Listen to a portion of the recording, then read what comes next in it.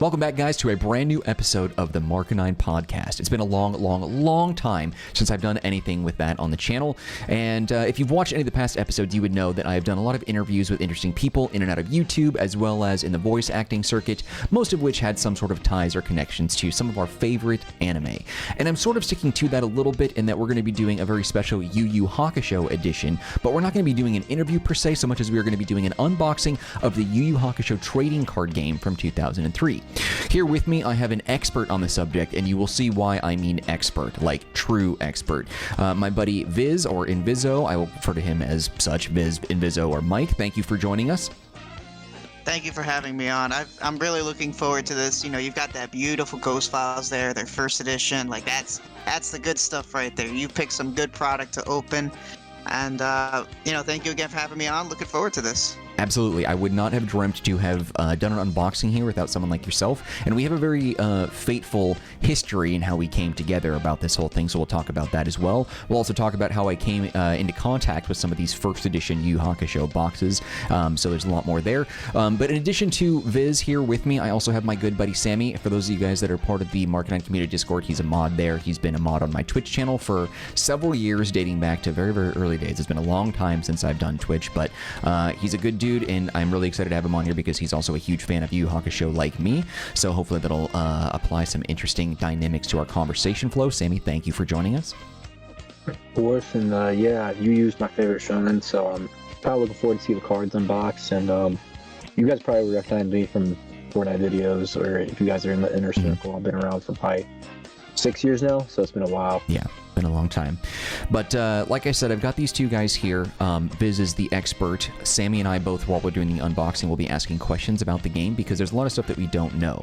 As I said before, there are a lot of different card games that were popping off in the early 2000s, late 90s, early 2000s, amidst like Pokemon. Like the success of the Pokemon trading card game, I think, spawned a lot of different animes getting their own trading card games, like Dragon Ball Z, and in this case, Yu Yu Hakusho. But while those were all going out there, in addition to Yu-Gi-Oh!, this was one of those trading card games that maybe like popped in my head and then just sort of vanished because I was all about Pokemon and then a little bit of Dragon Ball related trading cards. Other than that, I didn't really collect anything else. So this came up specifically because I was looking at some first edition Pokemon cards online that I was going to add to my collection.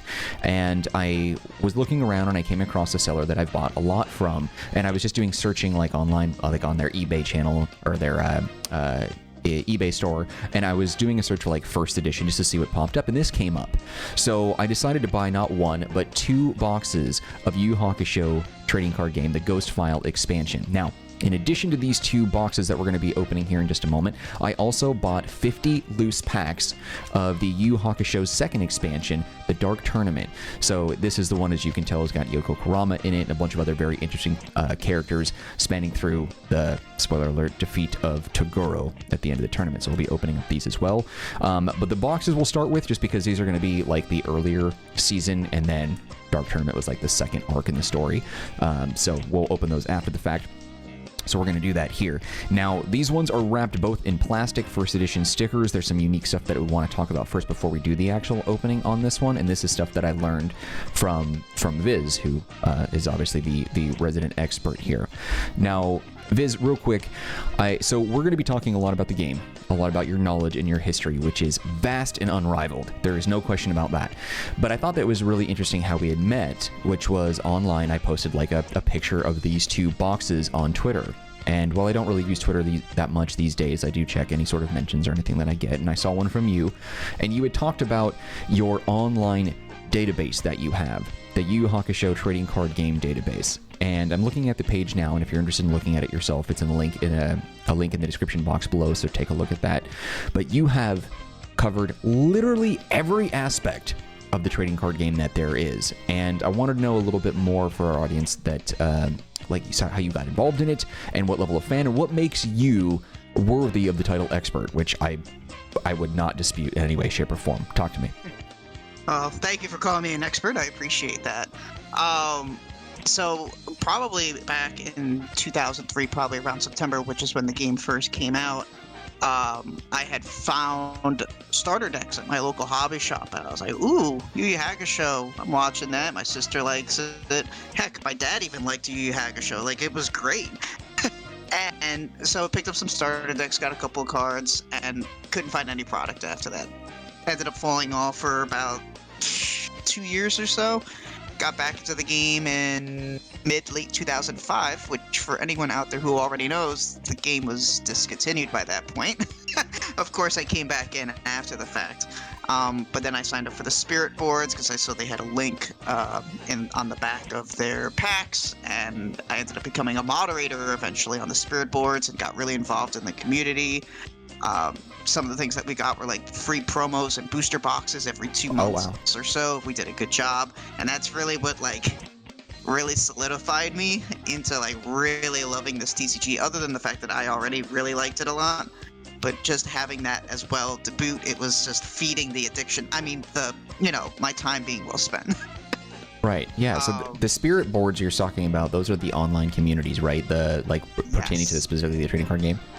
Yes, yeah, they had, there was a deck section, there was general discussion, tournament questions, information about the game. You could even create your own cards in one of the forums. Wow. What a throwback that was. How long were you a part of the Spirit board? What sort of involvement did you have as a moderator? What sort of things did you do? I imagine similar to a Reddit moderator, but tell me how you navigated those waters and for how long? Yeah, I stayed from 2005 to, I was a member on there in 2005. I don't think I got moderator until 2006, and I was there until the Spirit boards closed as a moderator as well, and eventually got promoted to being a moderator across all the scoreboards. Wow. That was interesting. When did the board close, the Spirit board? When did that close down? Oh boy, I want to say it had to be sometime in early 2007, I want to say, because at that point, most of their games were starting to get discontinued. I know Score dissolved somewhere around that time, I think. So it was probably up until around that point. So the trading card game, did it discontinue around 2007? Because I know it ended, but then you said it came back. Tell me more about that. No, so it went from September 2003 to, I believe, January 2005. Very short run. And after that, yeah, it was a pretty short. I had 6 sets in there. It had a set coming out every 2.5 months or so. For anyone that is familiar with Yu Yu Hakusho, they will know that it was power creep that ended up doing the game in. By the time the last set came out, almost every card in the first 2 sets were completely obsolete by that point, but besides a couple of staple cards. A lot of people, even now, for anyone that does still play, they typically try to keep it to the first 3 sets, because then after they get to set 4, that's when a lot of one-turn kill decks, you had a lot of really, really strong mill decks. They just ended up running rampant at that point. So a lot of people tend to stick to the first 3 sets, which is Ghost Files, Dark Tournament, and Gateway. I heard there was a lot of issues with the trading card game, and I was more of a collector when it came to Pokemon, and with this one, I don't see myself necessarily going all crazy like I did with Pokemon and still do to this day, but the history of this I thought was endlessly fascinating, and looking online trying to find first edition boxes of any trading card game can be kind of hard, especially when there's a high demand, and Pokemon standing out. I'm going to use that as a comparison because I'm a huge fan of that, but you would know that people like Logan Paul and any sort of related people in that sort of circle who have been hunting and going crazy for Pokemon cards have driven the prices way, way, way up. I almost have every first edition Pokemon trading card game ever made by Wizards of the Coast. I don't even think they made a first edition after Wizards, but I almost have them all. But there's a handful that I'm struggling to get simply because Logan Paul jumped in while I was doing my collection, and then he started making videos about it, getting people from the Pokemon community involved, and now everybody's going crazy buying those cards. With Yu Yu Hakusho, it seems much more like a niche fandom. I mean, Pokemon is the most recognized and most profitable franchise on the planet, and Yu Yu Hakusho is not even close. But with this one, and I'm curious, in your sort of communities now, how have collectors been? Because I know you sell cards. How have sales been? What sort of demand are you seeing for these sorts of things right now? Because I'm not really seeing a lot. So I know Ghost File booster boxes sell for, the first edition one specifically sell for about $200, according to the last sales. I want to say those happened back in November, December were the last times that we saw prices like that. I mean, maybe by the time the video goes up, there will be more. I know for the Unlimited, it's a little bit less. It's about $140, $150 for, and that's just for Ghost Files, the first set, which it by all means was probably one of the most printed sets. That and Dark Tournament were very highly printed. And even like Dark Tournament, a first edition box, last one will run you $230 on average. See, that one's not bad, actually. I was so this is how it went. After I found these, and I was looking online, and I found these boxes. I bought both these boxes for about $500, and I was like, you know what? It's a first edition box. Maybe the price is a little high. Whatever. Like, I thought I would do this for YouTube, and it would be a fun little thing. I can add these to my overall card collection. No big deal.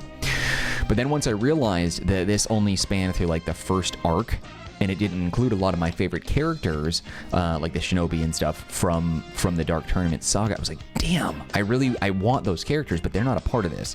So I decided to go on a hunt for Dark Tournament, and then I was looking around for those cards, and I could not find, at least then when I was doing my, scouring and looking around online and shopping for it, I couldn't find an unopened first edition box. So I found a bunch of loose packs, of which we have about 50 or so. And I think there's like 24, 25 like packs in each one of these boxes. So I tried to get it like 4 packs. Yep. Yeah, so we have about 48 here, and I think I have maybe 50 or 52 of the Dark Tournament, all first edition. Now, when I told you that, and you and I were talking about this, you had mentioned that was actually like sort of a gamble, and there's a reason why in the trading card community, many, not just this one, that you don't want to buy individual packs versus unopened boxes. Tell me why. So the reason behind that is simple. The packs can be weighed. The foils do weigh a little bit heavier. A scale will pick up that small difference. When I would open my Alliance packs, when I would stream me opening them, I would weigh the packs before I opened them, not to pull anything shady, but just to see if there was anything interesting going on in the pack, and to compare numbers. And I pretty much nailed it every time. And I was like, oh, that pack's gonna have a foil in it. I can tell by the numbers that my scale is giving me. And then you would get this one time I had a pack that was like a whole 0.12 ounces higher than all the other packs, which sounds very insignificant, but it's like 2 or 3 card difference. Yeah. And ended up having like 14 cards like jammed in that pack. Yeah, I remember that like when I was a kid, even before, and maybe around the same time bleeding over into when I started buying Pokemon cards, I would collect hockey cards. I grew up in a sort of hockey environment. I played ice hockey as a kid, and I really loved it, so I would always like buy those, packs here and there. And there were certain packs that also were very easy to pick up on that too, because they would have pieces of like a player's jersey like cut out and numbered on that particular card, or a piece of a player's stick. And those are obviously much thicker cards, and they were obviously significantly heavier. So you could go to a trading card shop, and this would apply to most sports that had things like that: baseball, football, anybody with a jersey, right? So you could feel the weight of the cards, and you could tell which one had stuff in it. Now, even crazier, I remember as the trading card game started exploding, and I can't remember if it was like what card company it was, but I went to a Target, and we discovered that there were unique cards. I can't remember how I figured this out, but there were some unique card pack markings, and the markings on the pack, like behind the flap, so like behind like this little bit, like right here, there would be like a marking or some sort of indicator that would let you know that there was something like good in it. I don't know how long that lasted. I don't know if that was an urban myth, but someone had told us that, and there were people that would go hunting for card packs, and they would look and they would examine like this area to see if it was different than any other card packs. And that's how they would know if there was something worthwhile in it, like a signature or like a piece of memorabilia embedded in the card, something like that. And so the weighting, we're just sort of covering the bases of a lot of different trading cards here, but Yu Yu Hakusho has a significant weight and heft to it. Now, I haven't weighed these. I haven't weighed the Dark Tournament ones, but it stands to reason that there is a pretty high probability that these cards may not have anything good in them. But at least I wouldn't say high probability. From what I've found, because I've watched other people's streams who have also bought loose packs, I think a lot of sellers don't realize that you actually can weigh them, which is a great thing. I think that's fantastic. So glad. Or, even if people do know that they can be weighed, they either choose not to weigh them so that, there's no potential issues, or they just won't sell those packs. Like, I have some extra packs of, like, Alliance, the last set, for instance. I have like 1 or 2 extra packs that I just can't do anything with, and I'm like, I don't want to sell it because I know there's no foil in there. So I'm not going to do that to someone. So what I did with one of them the last time I had one was I did a giveaway for it, and I was like, hey, FYI, this is not going to have a foil in it. If you're just looking to have a sealed pack, free giveaway, you don't have to pay anything. here you go. Good luck. That's pretty cool. I'm glad you would approach it with such honesty and integrity. These days, you don't really see stuff like that, but it still stands to reason that there's most likely more good stuff in these ones. But if there is a chance that these still contain some good stuff in it, then we'll unbox and open up all 50 some of these packs as well. So I'm just gonna move this out of the way for now. All right, now Sammy too. I don't know if you and I've talked about this, but as far as trading card games go, like, I mean, I've mentioned it in passing, but we never really delved deep into like collections. Are you interested or invested in any way, shape, or form with collections like cards or something like trading card game adjacent, whether it's Pokemon or anything else? So when I was in middle school, I mean, just about everybody was doing Pokemon. So I mean, I had much like fair share of Pokemon cards. Nothing too crazy where I got crazy into it, but like very late middle school, like early high school, I got super into Yu-Gi-Oh. But my only real background with card games that like I actually like know and enjoy was Yu-Gi-Oh. And the thing is though, is actually I had one of those starter decks that he was talking about way back that I found at a flea market. I want to say like very late middle school of Yu Yu Hakusho, and I picked it up just because at the time I was watching Yu Yu Hakusho. I never saw it before, so I had one of those starter decks that he was talking about. So I've seen these cards before, but I mean that was about 7 years ago. That was about 7 years ago when I had that, so I'm not too familiar, but I have seen these cards before. Only real card games I have like background in and actually like got super into was Yu-Gi-Oh for a while. Yeah. But then I was gonna ask Enzo, you were talking about doing that giveaway. Does that mean like there's still like a community for this game, like still alive and popping right now? Yes, it's been really quiet especially the last like 2 months or so. There's been hardly like any collections posted up or anything like that. At least from what I've seen anyway. I know there are definitely still people out there. I mean, I have a price guide up on the database that I try to keep up to date almost daily now. There are purchases being made almost daily, so there are definitely people out there. See, I thought that was interesting too, because, so again, Pokemon is the baseline example here. If you find an unopened first edition box of like, let's say the first Pokemon set, the base set as it's called, that thing can run you like $250,000. No joke. And this, on the other hand, overwhelmingly cheaper. Like this was about $250 each for these. But I'll tell you right now, Viz, Sammy, I will personally blame the two of you if we open these cards and then in like 5-10 years from now, these things worth combined are $500,000. I'm gonna blame the both of you for letting me do this and opening these and not stopping me, because that could have been a fortune. Okay, could have bought a house with these boxes. Personally, I think you're about to Logan Paul this shit. Yeah, well, I guess we'll see. I mean, I don't have the subscriber numbers and viewership as he does, but this one I think will still be an interesting thing. Like whether you're just like a Yu Hakusho fan in passing or a trading card game person in passing, these unboxings are always fun. And the fact that I have you guys here as my company as well, I think will make it all the better, because especially you, Viz, you can educate us. And just as another reminder, the trading card game database, I'm looking at this site now. I will be probably clicking and navigating around that site while we're doing this, because I'm going to learn about the rarities, learn about the prices, learn about all these different things that we need to know about these cards. But while I'm looking at the database, I really wanted to just kind of like tease you lightly about this. This looks like it was an Angel Fire website made in like 1995, your trading card game database. This is absolutely hilarious, because on one hand, it looks so old and dated, but it also is like the complete anything you need to know about this trading card game, the expansions, the individual cards, the values, the prices, the pictures, everything. It's all here. It is the most complete database I've ever seen, despite looking like it's that old. So, there actually is a reason behind that. The background on the site, the blue background with like the black a little bit on the left, that is actually straight off of the Spirit boards. Or that's so cool. It was either the YuYu Hakusho TCG site or the Spirit boards, which was the forums. But yeah, that background is actually ripped straight from there. I wanted to keep it as, it felt very nostalgic. Yeah, no kidding. When I pulled it up on Wayback Machine, and it was just... I was like, oh, it would be awesome if I could find a way to get this onto the database. And then I did. And I was like, oh, this is cool. The little flash graphic that appears at the top, same thing, straight from the original website.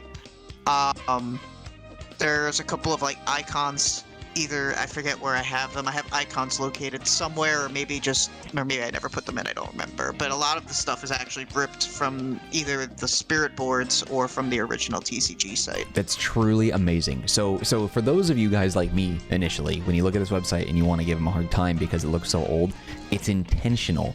It's grabbing the look and feel of the trading card game from when it initially debuted. And that's fantastic. Like, that's such a small little detail that would be overlooked that I think not only would most people not even assume to appreciate, but also like someone who designed it, like you would never, like, I'm surprised that someone like you would be doing something like this because you have a lot of knowledge and a lot of history and background, but like your devotion to being as authentic as you can with this is just like, it's amazing, which is why I'm so glad that you're here.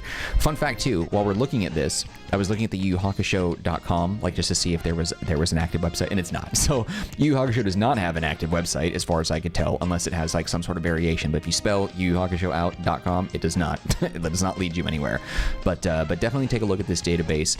It is really cool. It's really cool how useful and everything there is in here. But okay, we're going on about 20 minutes now. I want to jump into the unboxing and see what cards that we have here. So let's do this. Oh man, this is going to be painful. So I'm going to tear the plastic open here. There's no turning back. Do you guys have anything you want to say? Anything you want to add before we do this? I'm going to throw a couple of things out there while you're beginning to unbox this. Just a little bit of history about it. So on the box on the top, you see that it says Ghost Files. It originally was not going to be called Ghost Files. The actual name for the set was actually going to be called Origins. And the reason that it was going to be called Origins is because Score Entertainment, the people behind the card game, had planned to debut the demo decks and talk about the game for the first time at a convention called Origins. Interesting.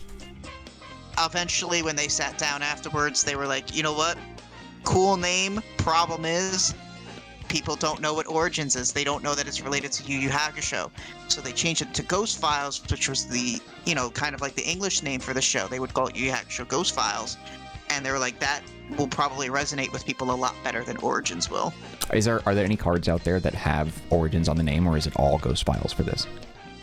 It is all going to be Ghost Files. However, there is a promotional sheet that I own that does have the text for Origins and everything on it. Dang, the sticker is like really on there. Breaking this first edition seal is the sticker is tough. The sticker is actually very tough. That's like an aluminum covered sticker. Like, that's really tough. Yeah, I usually just slice across it with either my finger or with something sharp. I don't have anything sharp on me right now, I don't think. But, you know what, I might. Oh, and then you have this, like, the box opens up for, like, some sort of display function. Let me grab something, hold on. Yes, it does. Yeah, go for it. I'm going to continue talking then. Yeah. When they actually also started talking about Origins and everything, a little bit afterwards, they created the demo deck. And they gave out a whole bunch of these demo decks at conventions. I believe Pojo ended up getting a bunch of them and was distributing them. But what a lot of people didn't know is that the first chase card was actually located inside these demo decks. And according to official sources, 1 out of every 200 demo decks contained a card called Epic Tales. And the art for it is really cool. I am sure you're going to pop it up on the screen. I really hope you do. Yeah. Because it is a cool looking card. And it took me, I tried to find one still sealed in the original wrap. It took me a long time. Because, either people would have them and they would open them, or they wouldn't know how to peek inside the pack and see what cards are actually inside. So let me ask you about that, because I'm not going to pull that card. But these cards that we have in here, is there any specific card that we should be on the lookout for, like a specific rarity and a specific type of card, or a specific individual card that's stands out among the rest in here?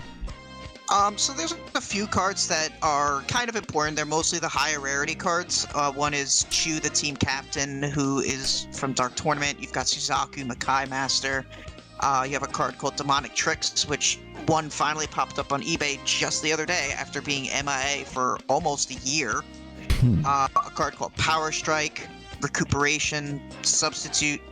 There's a Younger Girl card in there, which was meant to serve as a preview of what was going to be coming in the next set. That's Burst cool. of Power and Halt. Let's take a look. What? Go ahead. Sorry, go ahead.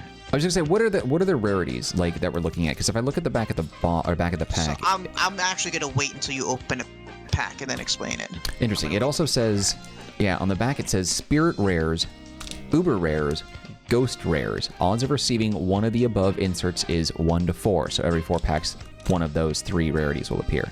So let's look at that after I open this pack.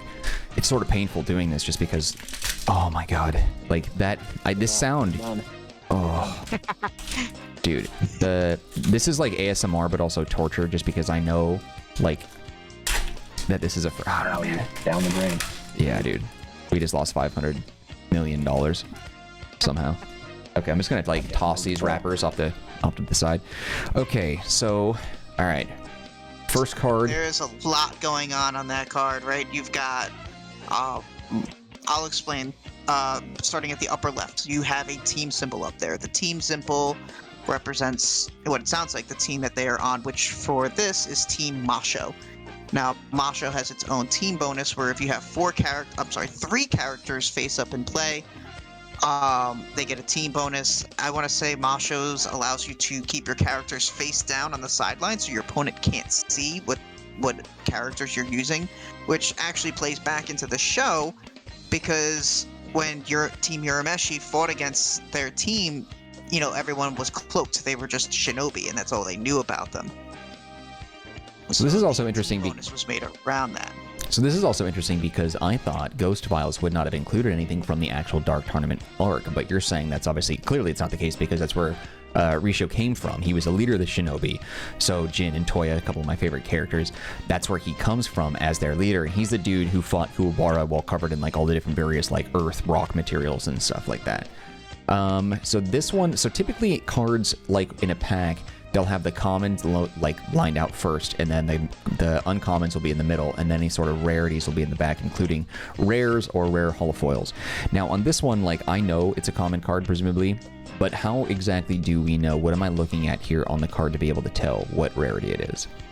Bottom right corner, you will see it'll probably, I forget what number Risho is. I think it's one. C1. I think it's common 1 actually. Oh, so it actually has a letter indicating the rarity and then the number. So that means it's C1 of 176, which means it's a common of 176 common cards. Close. It is common number 1 in the set of 176 cards, which is actually a lie. It's not 176 cards. There are actually 4 ghost rares as well, which Score Entertainment did that intentionally. They wanted people to be surprised when, like, oh my god, I just pulled a card G177 out of 176. What is this? Yeah, that happened in the Pokemon trading card game with Wizards of the Coast a handful of times. I remember in the Team Rocket set in particular, there's a Team Rocket's Raichu, which is one of the coolest cards I've ever seen. Yes, I have that card. I know exactly what you're talking about. I have 4, no big deal, all first edition. Anyway, so complex. Right. That's like all I have right now. I have no knowledge of Yu Yu Hakusho, so I got to drop in like a little bit of a, not even a humble brag. This is like a cocky brag.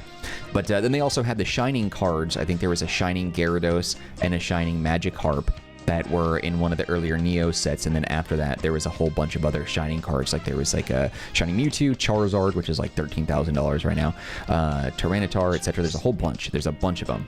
I have almost all of them, but the Charizard one still eludes me. Charizard, Mewtwo, and Tyranitar are the 3 that are just freaking nuisance, man. Okay. Anyway, so we're going to go ahead, and now that we have a sort of understanding, you have your defense, you have your attack, and then an explanation of what the ability does. Now, obviously, we can't go over a single card, or I wouldn't want to go over every single card's description of what they do, but we're going to go ahead and then just do sort of an unveiling like this.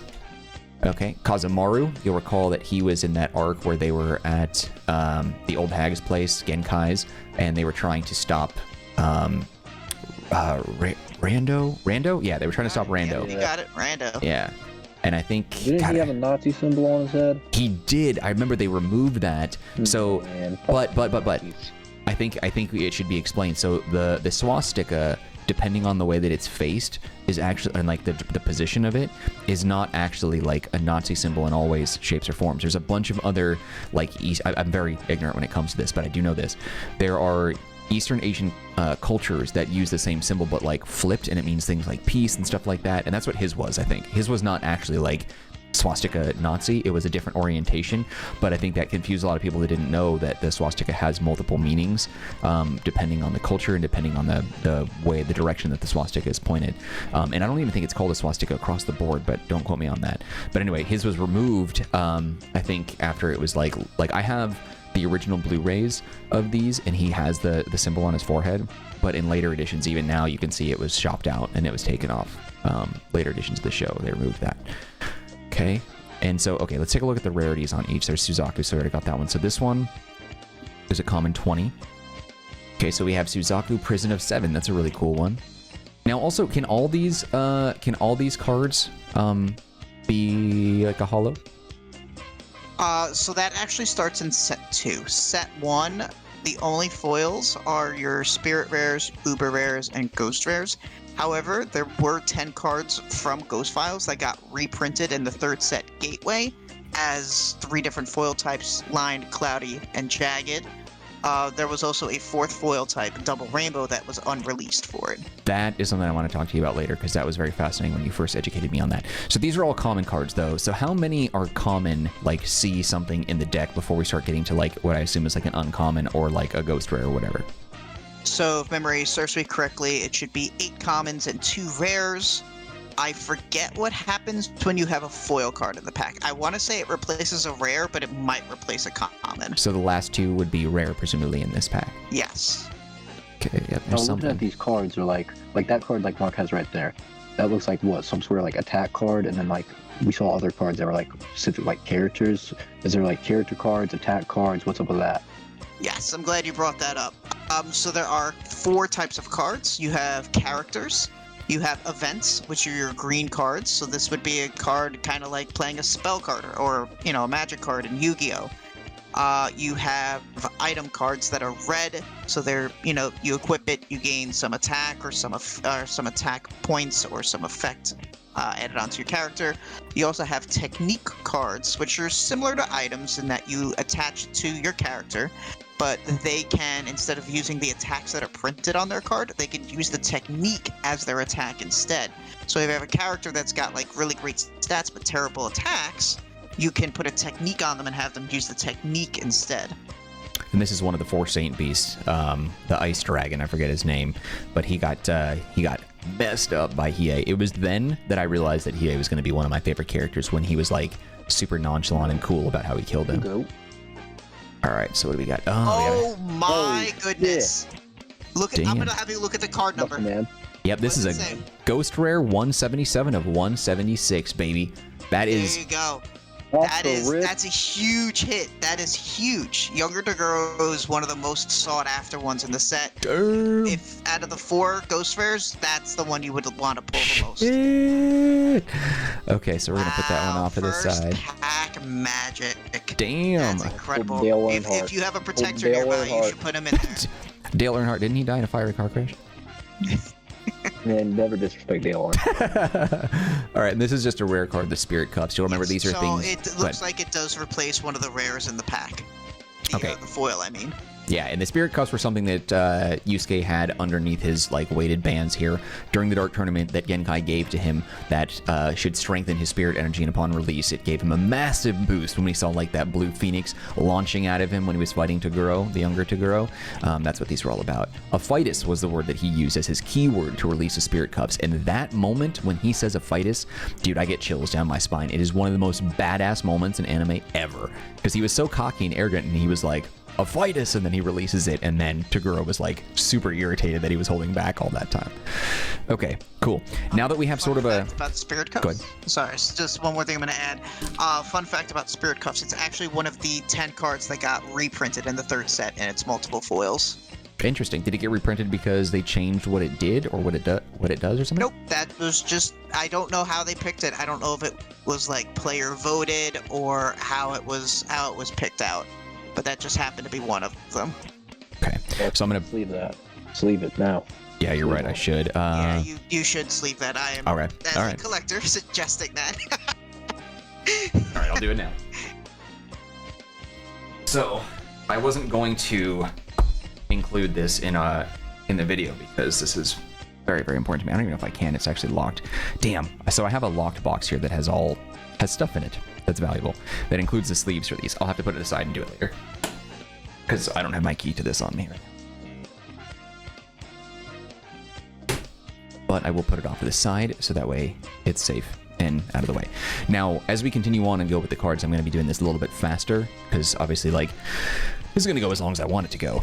But not every card needs an explanation. But of course, Viz, anytime there's an explanation that you want to provide, or Sammy, if there's anything that you have questions for, like, please do. Because while I'm doing the unboxing and unpacking here, I want you guys to sort of like take those angles and help the audience understand what these cards are all about. More Dark Tournament characters. Armor of the Ape. This guy, I think, also fought... Damn, was it Hiei? And then Hiei eventually killed this dude? I think he also... Maybe he beat Kuwabara? I can't remember. Alright, so let's go ahead and knock these out. So these are all common. They'll go in the common tier. Kibano. This is the guy that gave Yusuke a hard time when they were trying to deal with the rando situation. Ice Dragon. That's pretty cool. I'm surprised that's not like a rare. That's a really dope card. Okay. Fun fact about this card, Communication Mirror. So in the demo deck, there is another copy of this card called Pocket Communicator. They changed the title. Why? I don't know. However, when it came to a rulings question, people were like, well, it's a different name, so can I use 3 Pocket Communicators and 3 Communication Mirrors? And Score Entertainment said, yep, you can. They're different names, even though it's the same picture, same text, same everything, but different name. So you can use it. Dang. All right. All right. Well, I'm gonna guess you do have one of those demo decks, right? Oh, of course. Well, I don't know if Mark does, but... I do not. No, everything that I have is what you see now. Okay, how do I... Hold on. Team Rakuyakai. That's what it was. That's such a freaking cool name. Yes, definitely. I like the name of it. Zombies on the Hunt. Is this a rare one or a common one? That's a common one, so we have 2 cards. Common. Yeah, that's a cool card, though. Bam, Rando. It's your first rare. Okay. Fun fact about Rando. In the demo deck, I was actually the one that discovered this. In the demo deck, the Rando inside the demo deck only has Psychic Mimic as an attack. When they released Ghost Files, the set, they put a second attack on this Rando, giving him the attack ability theft. That's pretty So you sweet. can always actually tell the difference between the demo deck version and the booster pack version. I mean, besides the gold eye on the bottom right, indicating that the card is first edition. But besides that, the difference in attacks is one way you could tell the difference between them. That is a good point. So when you have Pokemon cards, there's like a first edition stamp on it. You can see that it says 1ST and then edition underneath it. So you're saying that in the bottom right corner down here, this like refracting gold eye that you see on the card, that isn't what indicates it's a first edition, is that it's gold? Yes, the standard edition, or unlimited edition as most people refer to it as, do not have that gold eye stamp. There's just no stamp down there. Oh, so it's not just the gold color, it's the actual stamp itself. Yes, it is the stamp itself, which for 99% of the cards in the game exist in the bottom right corner. You have your king cards in later sets where they might appear in a different corner, but for 99.9% of the cards, it's in the bottom right corner. Yeah, to be clear, this is an eyeball, not like the letter I. All right, and the last one. All right, this one's a little doofy. It is not a ghost rare or anything, but this is Kitty Love, Kuwabara, and Aikachi, that little cat that gets taken by a demon that is threatened of being hurt, and then Yusuke rather jumps in and he saves the cat and all that stuff. That whole thing was very funny. Kitty Love ended up also being one of the other cards chosen for reprinting in the 3rd set. Interesting. What? Yep. People loved the Kitty Love. Yeah, it looks like they sort of like appeal to the fandom more than they did logistics on how to run like a card game. It seems very odd how they did all this. Ah, the Idun box. Okay, so that's the first card here. Defensive posture. Teamwork. Makes the dream work. Indeed it does. Protective restraint when Hiei and Genkai were being held back by that toxic nurse during the tournament. Ruka. Yep. Kidnapping. Oh, Overpowered. Is that the Darkness of the Dragon Flame that he's trying to... Oh no, that's Suzaku using his Storm of Torment. My bad. Yeah, the Darkness Flame was never that color. Sorry, my bad. Ah, Toya. That's a rad card. And it's a common. What? Dude, Toya is like next level. I don't know why you'd make him a common. That's a BS move there. I won't spoil anything for you, but there's your first rare, and it looks like you're going to have a foil in there. I do. I was trying to hide that, yeah. Uh-oh. Reduction. Ready. Get the free And ready. it's recuperation. Very nice. That's Nice. a really good pull. That's Okay. one of the best Ubers in the set. Sweet. I'm going to put that off to the side. And then lastly, we have a third rare card. Oh, you got another one? Yeah, Rash Brawl. Huh. Interesting. That may have been a mispack, because I think... Oh, reduction's a common. My bad. Oh, reduction's a common. Sorry. That would do it. Okay. Alright, my bad. Okay. Nah, you're good. Oh, that was a little aggressive on that one. My bad. That was painful to watch. Values are going. Oh, yeah. Over. All right, zombies on the hunt again. I'm going to try and like line these up because it's mirrored for me. Oh, no. Heroic team. It's pretty cool. Boys. Urishima. That's right. Never really liked that character. Rose Whiplash. Yeah, some of these I'm surprised that they are, I don't know, not rares. Suzaku.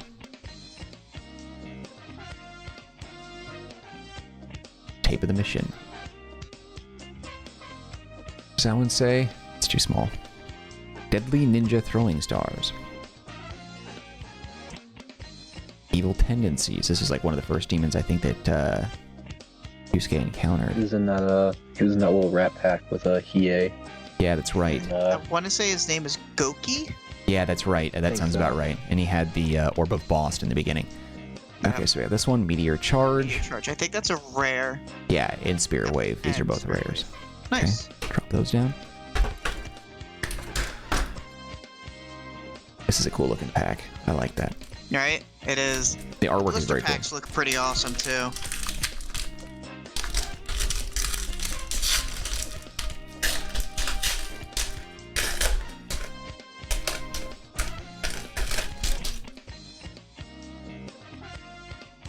Guru of Engagement. So these are all commons, obviously. So we're just gonna speed through these and get to the good ones. The best defense is Sabotage. Oh, this is the guy that was like threatening to kill Kurama's like brother, I think. Yeah, Roto, I believe is his name. Ace Castle. Shishiwakamaru. Oh yeah, no kidding. Abnormal Ender. I remember seeing this and it makes me twinge every time I see it. Does not look right. Damn, dude. That does not look right. Shotgun. That's a common. Very interesting. Chinpo the Wanderer. I don't remember much about this guy, but he definitely didn't leave an impact, so he was a nobody. Oh my gosh! Uh-oh. You got that is a great pull. I mean, if there were two Ubers to Sleeve. pull, It's a Recuperation sleeve. and Demonic Tricks are them. Wow, that is a super solid pull. I know at least a few people that will be jealous. So these cards, like what's the resale value of this card and like the Toguro one, etc.? So let me pull that up for you super fast. So I mean, a also got this Demonic one. Tricks just recently sold. It's worth around $14-15. That's not It bad. was trending up based on its last price. And Younger Toguro Latent Warrior last sold about 4 months ago. It was trending a little bit down. It was worth about $16. It's not I bad. think it So should be worth more than that, but that's my opinion. So those that are looking to collect these cards, if they were interested in trying to complete their set, it wouldn't be too bad. It's not going to break the bank like Pokemon or Yu-Gi-Oh! Even some of the earlier Dragon Ball cards might be a little bit more in the pull out a second mortgage on your house type of price. But these ones are fairly reasonable. I think $14 for like one of the rarest cards that you can get, and $16 is like, that's not bad. Not bad at all. For most of the cards, most of the sets, yes. I mean, there is a card called the Dark One that will run That's right. you to anywhere from $2,000 to $5,000. Jesus! Talk to me about that. We talked about Expensive card, right? Yeah. I'm Yeah. sorry, say that one more time, Sammy. I missed that.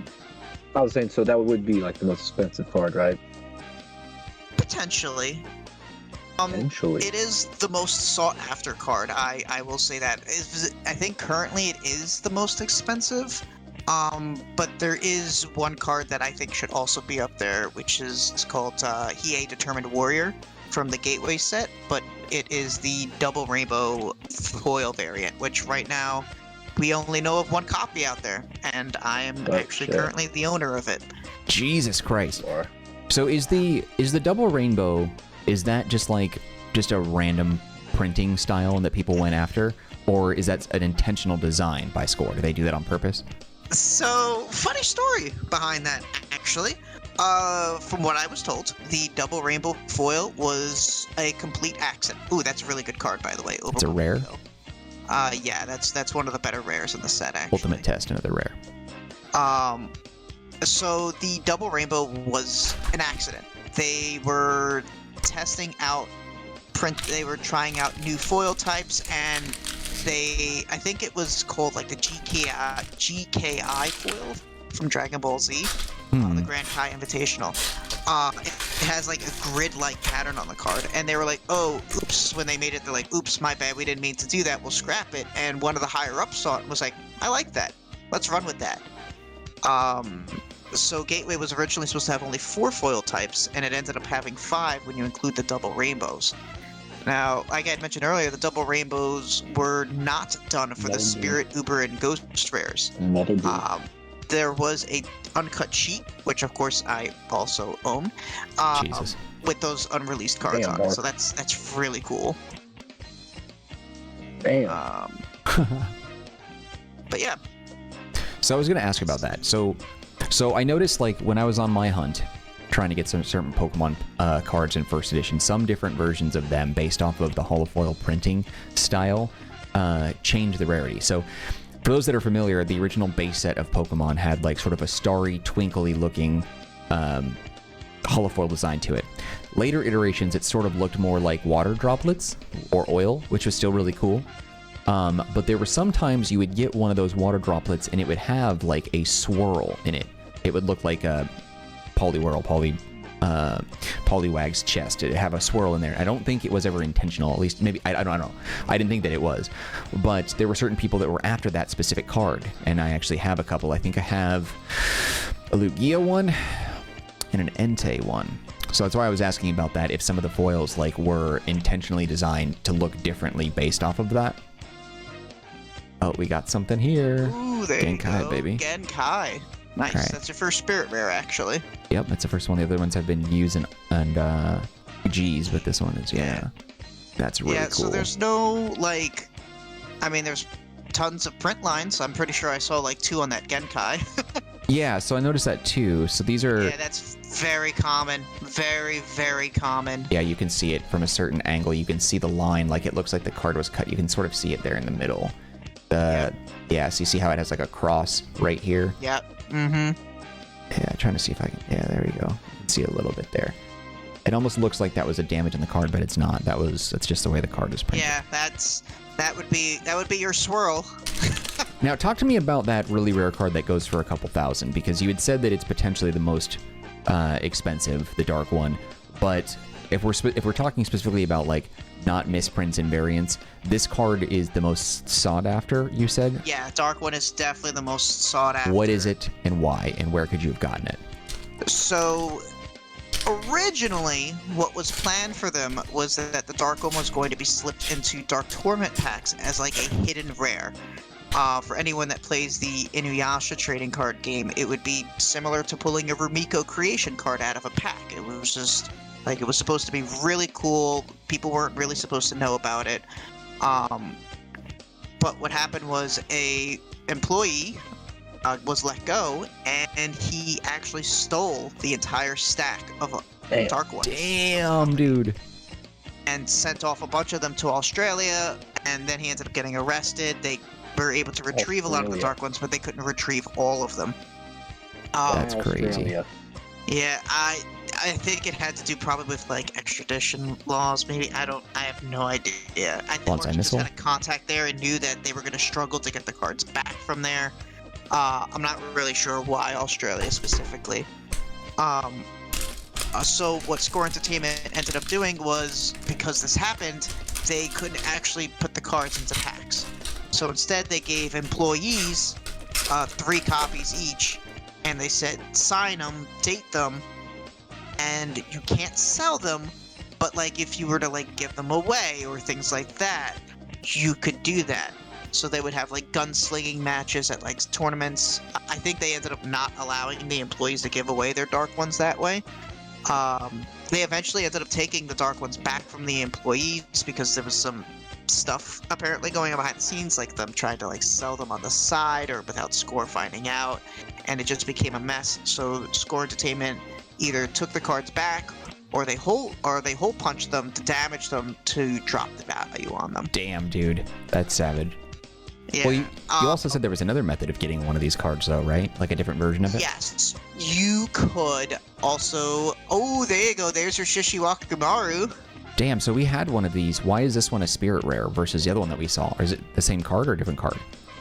They are different cards. This one's Shishiwakumaru Soul Stealer. The other one was just plain old Shishiwakumaru.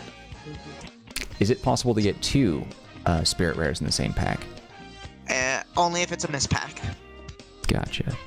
Yep. Which happened to me actually on my last stream when I was opening an Alliance pack. I pulled an Uber and a Spirit Rare in the same pack. Damn. Which is very cool.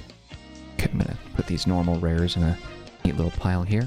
So going back to what I was saying about with the Dark One, the other way to get it was to win one of the tournaments. And the top team would the team of 4 players would each get one copy of the Dark One signed by Scott Sager, who was the judge of the event.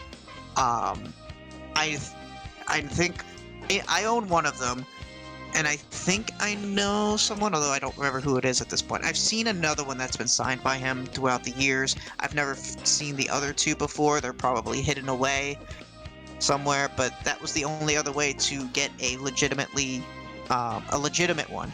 So with the Dark One, you can't use it in a deck unless it's signed by a Score employee. If it's not signed by a Score employee, it's technically not legit. You can't use it in a deck. You can keep it in your collection, but you wouldn't be able to play with it. So in order to have 3 Dark Ones in a deck, you would have to have 3 signed copies in your deck in order to be able to use it. Well, this game only lasted like what, a year and a half? It seems Year like and a there's half, a lot of drama. There was a lot of drama. Suzaka rare? Yeah, there you go. Or, All for one and one for all. That Suzuka, is actually a very good card for a lot of decks, especially when you run a deck that has a lot of the same team members on it. You gain 3 spirit energy and you get to draw a card if all of your characters have the same team symbol in play. Interesting. That card ended up getting reprinted in the 5th set Betrayal, and I believe it had Sensui on it. I can't remember now if it was... I think it was Sensui on the card, though. Yeah, this one has the original guys from Shishi's team, looks like. Okay, so the Dark One also, they said there was another method of getting that card, though, in like the Blu-ray box or something? Oh, that. Yeah, I totally forgot about that. My bad. Yeah, so a reprint ended up happening in, I don't remember the year, but for a limited time in the 4th Blu-ray for Yu Yu Hakusho, they included a special about the trading card game that had Scott Sager and Justin Cook playing a game with each other, talking about the game. Justin Cook actually shows off his signed Dark One that he has, and things of that nature. And in the Blu-ray, they included a reprint of the Dark One. It was non-foil. It had more of a glossy cover to it. The bottom was changed because Score Entertainment didn't exist anymore. It was changed to Panini. They also changed the text on the card to make it, usable in all decks. But from what I mean, at least to me and based on anyone I've spoken with, nobody, uses that text on it because the card rulings document was never updated to do it. Now, I actually had a version of that I have the Blu-ray boxes that he's talking about, and I had the 4th one which shows Kurama on it, but it did not contain the card, and that was because it was like a 2nd edition box or something like that, and the 1st edition one. Yeah, only the 1st edition print run of it had the card in it. And you can tell because the box will actually say like a limited edition card or something like that on Yes, it'll say limited edition. The Dark One card is included in here. Which I did not have. On the back of it. Yeah. Now, is that Blu-ray Dark One card, is that card worth anything, or since it's widely available, is it just whatever? So it is worth, let's see, according to the price guide, about $175. but that was trending downwards. I think there's one on eBay for like about 175, and it hasn't moved in a while. So, it's probably worth closer to 150 now. But even then, that's still not bad for, you know, a reprint. Interesting. Alright, let's see if we got anything good in this one here. Got all these like pull a specific card that I can talk about. I'm waiting for you to pull it. I may have missed it because I had to close off your screen to check the price guide. I'm hoping I didn't miss you pulling it.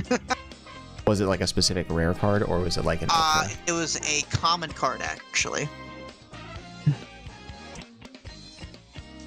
But I mean, hopefully I didn't miss it.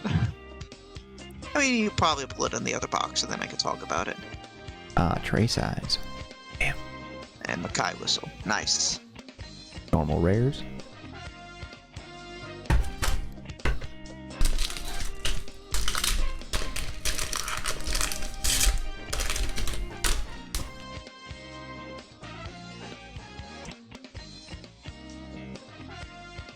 Our boy Chimpo.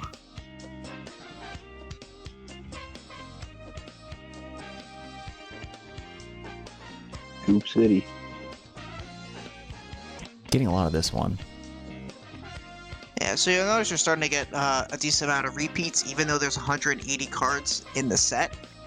One thing to keep in mind is that there are starter deck exclusive cards that are not included in here, so you can't actually pull all 180 cards in a single box. You'll probably pull closer to about 120 or so. Damn. That's disappointing. Oh well. Lame. I'm not really looking to complete this series. I just thought this would be a fun activity for the channel. You should complete most of the commons and rares. If not, I mean, you should.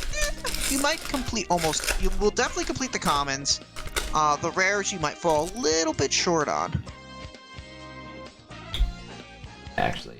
I'm hoping you don't pull any duplicates of the higher rarities. That would be sad. Okay, we're gonna sit now. I thought your camera was falling. Alright, hopefully that keeps everything okay.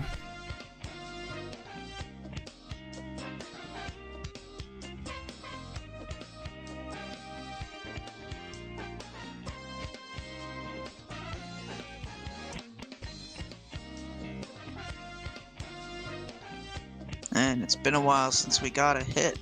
Hopefully this pack contains that.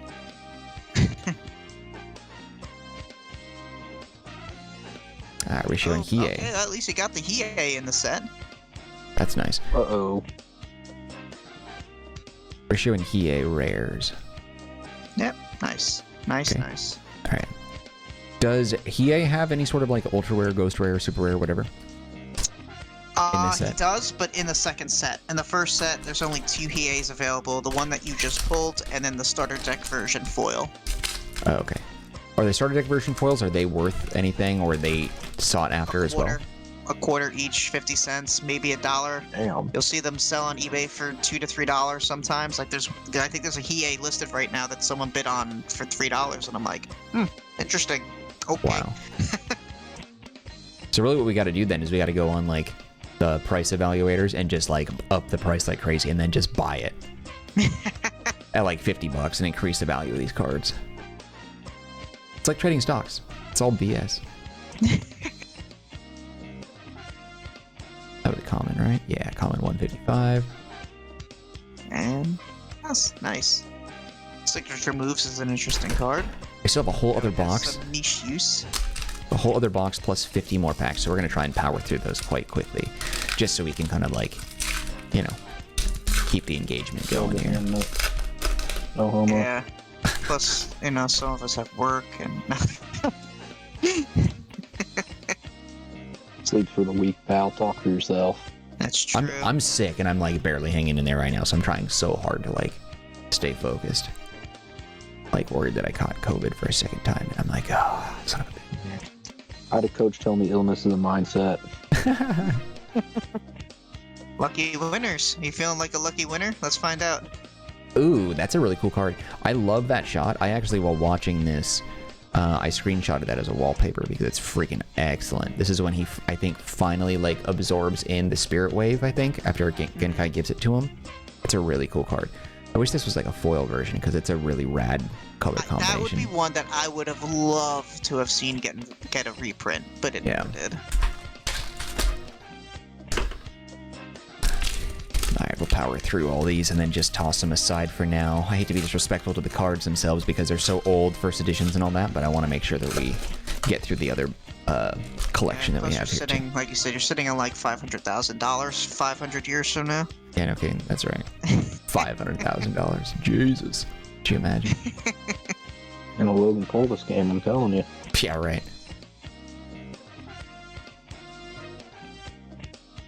That being said, though, I do have Justin Cook's like an interview with him, like on the channel. If you're interested in checking that out. Another rando. I want you to read that technique card. Let's see if you can read it. This one. Yeah. This attack gains 2,000 for this turn for each Overkiller attached to this character. If attached to Chew, the attack gains plus 4,000 for this turn for each Overkiller attached instead. So read the title of the card. Let's see if you can do that. Rankin-Yu Jutsu. Rankin-Yu Jutsu. It's Rankin-Yu Jutsu. No, you said it right though. Oh, did I? Oh, okay, how it's pronounced, but when you first look at it, you think it's Rankin-Yu Jutsu. In my defense, though, the only reason why I was able to read that is because I remember that's actually an attack that he has, I think. And yes, it is. And I watched the anime somewhat recently in English. The English dub is actually really fantastic. It is for YuYu. It definitely is. I prefer subs for a lot of anime, but YuYu Hakusho, the dub is the one. Yeah, Justin Cook very quickly became my favorite voice actor after this. I was disappointed to see that he didn't really do like a lot in Dragon Ball. He did like Dende and Raditz and like the Boos, I think. Some variations of the Boos. And then now he's in My Hero Academia. But I don't know. He's an untapped talent. He likes to be, I think, away from the mic from a producer standpoint more. But I've met him a few times. He's a little socially distant, but he's a nice guy. I would love to meet Justin Cook. Yeah, he's a good dude. I remember he actually accidentally called me one time because we exchanged numbers while we were at a bar one day, and then he called me by mistake, and he was like, "Oh, hey, Mark," and I'm like, "Am I the Mark that you meant to call?" And he's like, let me check. Oh, I called the wrong Mark," and I was like, "Nope, that's fine. Just happy to hear from you." Tornado Fist. Okay, those are the rares. But that was pretty cool. All right, I'm going to take these out of the box for now, just because they're easier to reach. Feel disrespectful, but whoop. Okay, that's gone. All right, these are the packs from this one. It right side up. Actually, it did. Yeah, you're 100% right. It did. It did land it perfect. It's like a cat. It always lands on its feet. So we'll power through these, then we're going to recap what's going on with the Dark Tournament, and then you're going to fill us in on whatever we need to know about that, what differs between that set and this set, but we can probably just quickly go through these. And a lot of these you've seen, so I'm just going to comfortably hold them down here, power through them, because these aren't like Pokemon cards where every single first edition is going to be like some sort of value.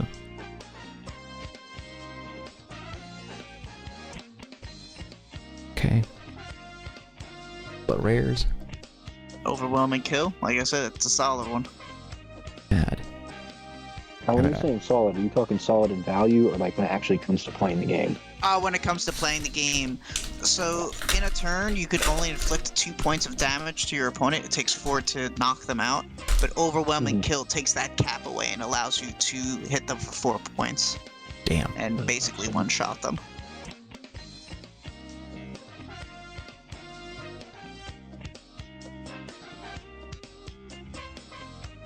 Oh, we got something. Oh, look at that. Cool. Wow! Fists of the Mortal Flame and Dragon of the Darkness Flame. Damn, dude. That's a beautiful card. That might be my favorite art one. Leave it. Yeah, that is a nice one, right? Putting them off to the side now. The foils in the first set just hit differently. Yeah, I've never seen a card quite like this because the foils all look like they're scratched and etched on. It doesn't look like any other foils that I've seen. But I guess I'm used to that from like Pokemon and Dragon Ball a little bit more, where they use like the oils a little bit more. Nice. And what one was that? That was a Spirit Rare. Spirit Rare, yep. Which ones are the rarest between Ghost, Spirit, and Uber? Ghost. And then Spirit? Sorry, Ghost, then Uber, then Spirit. Okay.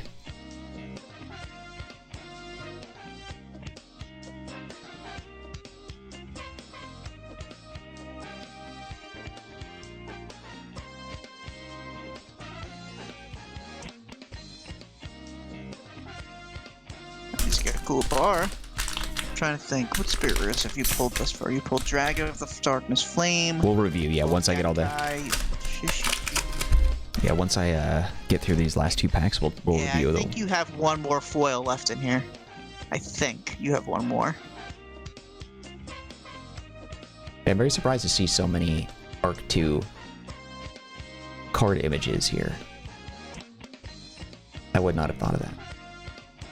No, I will ask, since Mark is like seeing a lot of like dark tournament stuff in this first like wave, is there any chance like in the actual dark tournament like acts there's gonna be a lot of stuff from like the Sensu York?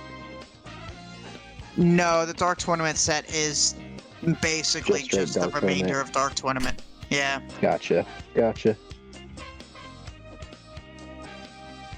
Sensu York's probably my favorite. No, I did my favorite. Yeah.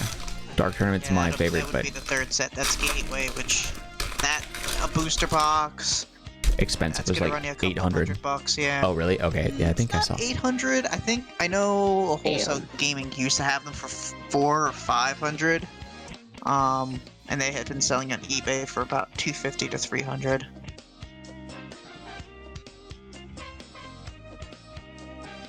Oh, the Genkai bunch. There you go, the last spirit rare. Okay, so let's review. Oops, I keep on the wrong one. Okay, here we go. So these are the holofoil ones that we got. One we just pulled. That's a really cool one. I feel like there was probably a better shot they could have taken of that Dragon of the Darkness Flame, though.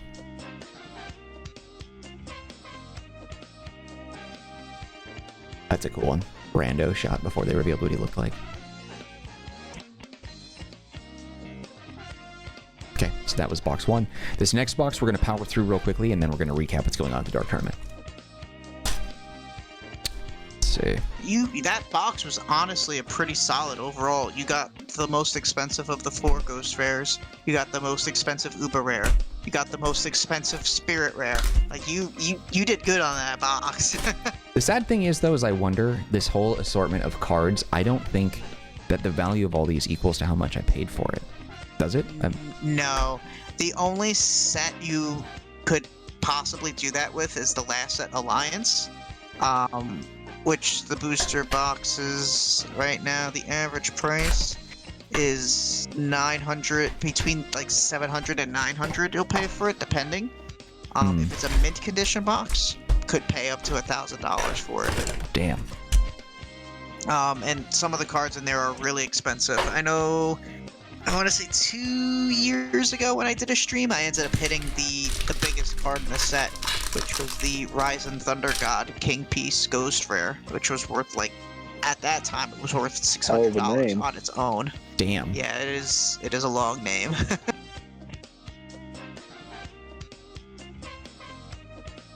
Alright, no repeats on the foils. Come on, baby. Woo! No foil, that's okay too.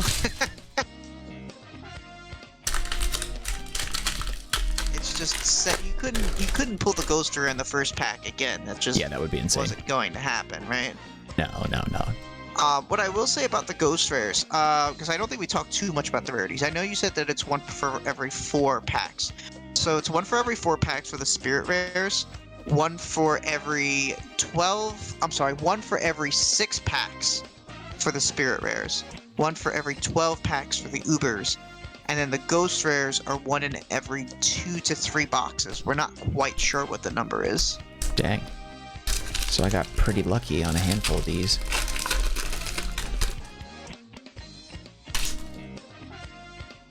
Yeah, I think we got a good one in this pack. I think I just slipped into it. I saw the little sparkle.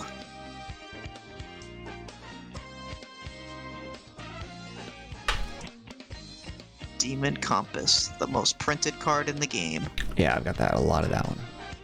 Yeah, that card was... Oh, I didn't see it. Okay, I guess I was wrong. Oh, no, I guess no foil. Must have been the way the light hit it. So, Demon Compass was actually the most printed card in the game. It was released in Ghost Files, as you just saw. It got reprinted as a lined, cloudy, and jagged foil in Gateway, and then it got released again in the 5th set, Betrayal, as a reprinted common. Or not a reprinted common, they just printed another one of it for whatever reason. I guess they ran out of ideas. It seems like there was a really major lack of focus and attention to detail on some of this stuff. From a collector's value, that's fine. But from a gameplay value, like, damn. Mm-hmm.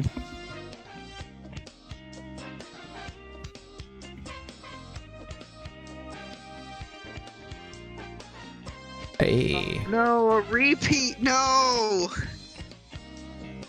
That's so sad. Wah, wah. It's a cool Now, I one, was going though. to ask for that Demon Compass. Since you said it's like the most printed card in the game, is it like worth playing at all in decks or anything like that? Like, is it a useful card or is it? No, Nope. not really. Okay. Yeah, I mean, it had maybe some niche uses back in the first set only, but then after, and even then, it was like, oh, did you not have a better card to play? Yeah.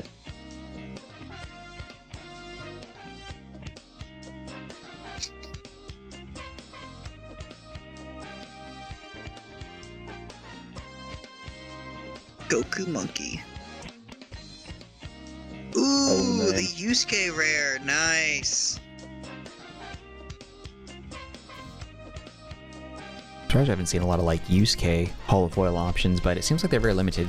How many total ghost rares, spirit rares, and ultra uber rares are in this set? How many total for each? Ghost rares, you have 4. Ubers, you have, hold on, 1, 2, 3, 4, 5, 6, 7, 8, 9, 10, 11 Uber rares, and 10 spirit rares, which is weird that there's more Ubers than spirits. Did I count wrong? No, that's probably about right. 1, 2, 3, 4, 5, 6, 7, 8, 9, 10. 6, 7. 10. Yeah, there's actually more Uber rares than there are spirit rares in the set. That is interesting. I actually did not know that. In this set, Now, are is there? that something that doesn't happen? Go I ahead. was just gonna ask, is that something that doesn't happen in like future sets, or is it just this? No, set? yeah, that does not happen in future sets. Future sets have 4 ghosts, about 6, 7 Ubers, and then like 9, 10, 11 spirit rares. Yeah, we got a spirit rare or something in this one. We got a shiny one. See the edge of it? Yay! You feel some weight there. Yeah, I feel the heft. I feel the heft. You feel the half on it. Heft. Ah, Oh, Death uh-oh. Ooh, Plant. nice! Death Plant Uber rare. Now, Nice. with these various rares that we have, is there any common card that's like unique or valuable in some way that stands out to compete against like the sought after or monetary value of rares in any way? So monetary value. There is a card. Storm of Torment. Now, you haven't. I don't think you've pulled it yet. I mean, then again, I did miss a pack or two when I was like checking the price guide and stuff for you. But the Storm of Torment card is very interesting. So when they printed it, the card number on it had an F, which was a typo. They were supposed to put a C there. It was supposed to be a common. So they caught this fairly early in production, but some first editions had already been shipped out. And so what they did was they went back and they corrected it, which is not very common for companies to do. They sent the second wave of first editions out with the corrected version in it. Well, they made a different typo on the corrected version, and the card text was incorrect. You were supposed to gain 500 attack per card, and it said plus 1,000 attack. So they had to do an errata for the corrected version of the card in the official rulings document, and then they sent out a third wave with the error back on it because they're like, forget it, we screwed up, it's whatever. And so there's actually a very limited printing of the corrected version of that card. I have only ever seen one person with the corrected version that didn't get it from someone that worked for the company. The 4 copies I have, I got from someone that worked for the company and just took a stack of them. Wow. But I've only seen one other person with the cards, and they're like, I didn't know anyone in the company, but I have these. And it wasn't until about a month ago or 2 months ago that I found out that this guy was telling the truth. Because I was like, he must have gotten it from someone. There's no way. But on the official site, in the FAQ section, it says, yeah, there may be some people that have a different copy of this card. What does that one retail for at? I want to say $50, Not bad. Oh. which is, the original version is only worth about, 25 cents. Yeah, considering that the uber rares and stuff and spirit rares and whatever are all closely around the same price of like 14, 16 bucks, all less than 20, it seems like. Yeah. Yep. And yeah, 50 bucks. Yep, that makes sense. That was right. Pretty sure I got lucky and got mine for like 15 a piece, I want to say, so I paid 60 for the 4.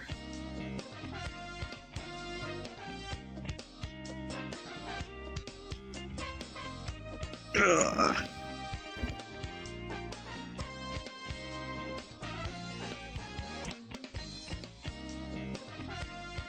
Hey.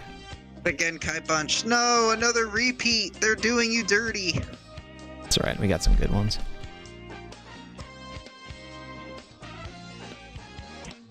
Okay. This stack is like... Go ahead. No, I was gonna say, go ahead. This stack is going to be the last of the Ghost files, and then we're going to move on to Dark Tournament. And then we can talk about what makes those unique and different, what sort of corrections they've made, etc. Awesome. Now, as a statistics guy, someone who teaches statistics, the odds are in your favor that the remaining spirit rares should both be new. I'm putting my stats credentials on the line here for you. Alright, let's see what we got. We have another stack. Yeah, just over That 12. weight feeling, not feeling heavy? There's a little girth to this one, I think, somehow. Girth. Yeah. Interesting choice of words. Alright, what do we got here?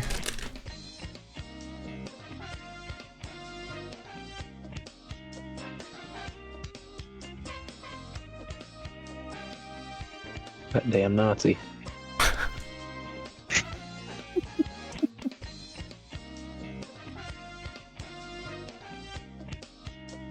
Jin.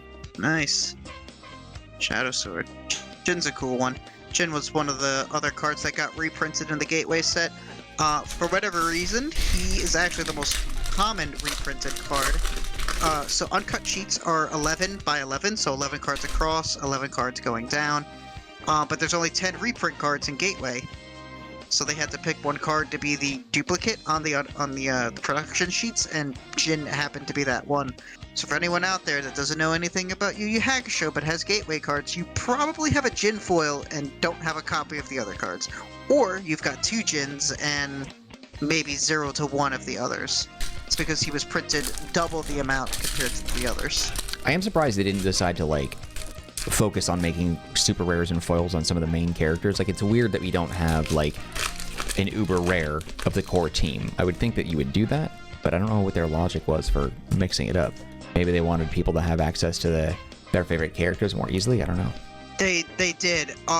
The core guys are all in the starter decks as foils. So you have Team Urameshi, Team Taguro, Team Roku Yukai, and weirdly enough, Team Ichigaki, which was M1, M2, M3, Dr. Jigaki himself. Ah, that's a good there's one. the Toya. That's what I was... So remember before, you're like, man, how come Toya is not a higher rarity? And there you go. Because there is another copy of him as a higher rarity. That's a great card. I really love this one. That one's really cool. Now, when you were talking about those starter decks, when you were picking up like a starter deck, like one of the boxes or whatever, was there any way to know what team you were gonna get? No, they did actually a very good job at making it so that you didn't know until you actually opened the starter deck. However, weird thing about the starter decks. So there are 4 teams you can get. Like I said, you have Urameshi, Taguro, Roku Yukai, and Ichigaki. You also got a stack of 50 cards with it. A common stack is what we mostly refer to it as. Weirdly enough, there are only 3 common stacks that you can get, but 4 teams that you can get. Which is just strange to me. I don't know why it wasn't 4 and 4, but they decided to go with 3 and 4. And in the sealed pack, you can actually slide, like, I think it's the first or second card down, and the second or third card in the pack will tell you every card that's actually in the pack. So if you had Kazumaru as the second or third card, you would be like, oh, I know exactly what stack this is. I know what cards are going to be in here. Oh, snap! That is a super solid pull. That is the best card in terms of a deck that you could pull in the set. That is a ghost rare Believe Volt. it. Believe it. Yeah, that is...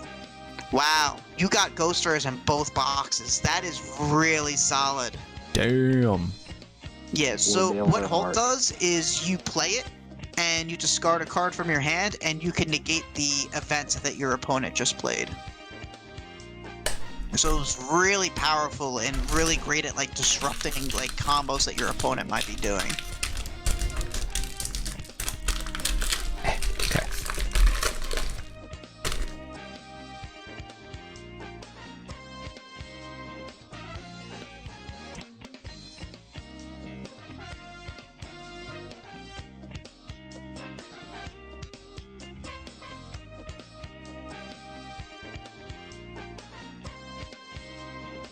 Hey. Oh, nice!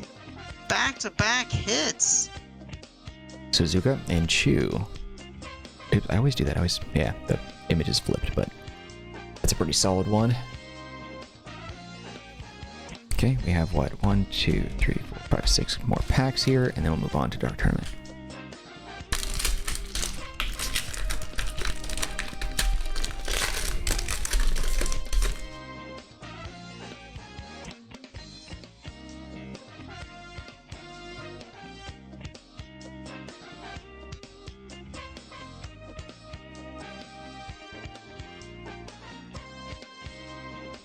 Now, it seems like from what I'm pulling here, the holofoil ones are always first, not... Yeah, that's what I noticed as well. Yeah.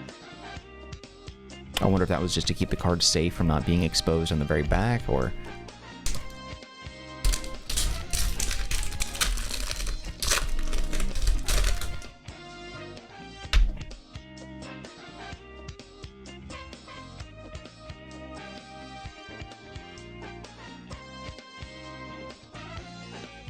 I'm tired of seeing that little bowl cut motherfucker. Right? He is so common. Another rando. Okay, we got 1, 2, 3, 4 more of these.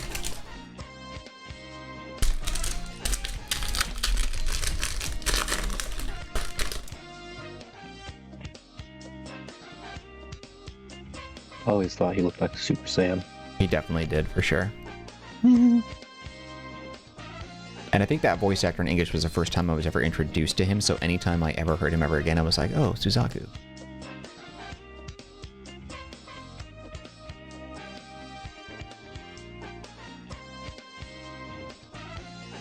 Okay, down to 3 more. Feeling you got some weight there. Yep. This one, I just exposed it. This one does have something special in it. Uh-oh. Ooh. Hopefully it's Dale Earnhardt. It's just like a gravestone, probably with some flowers on it. See, Man, you need to have some, have some and respect for it's Dale Earnhardt. busted. Sadly, the worst one you could pull, but you know what? Not bad, still. Better than nothing. Yeah. Not Dale Earnhardt. Just saying. Just for a sec.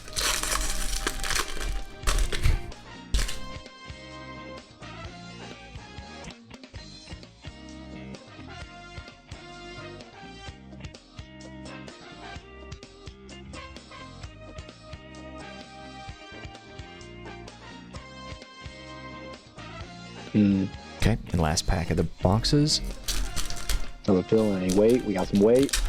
I'm not feeling it on this one, but let's see if I'm wrong. Okay.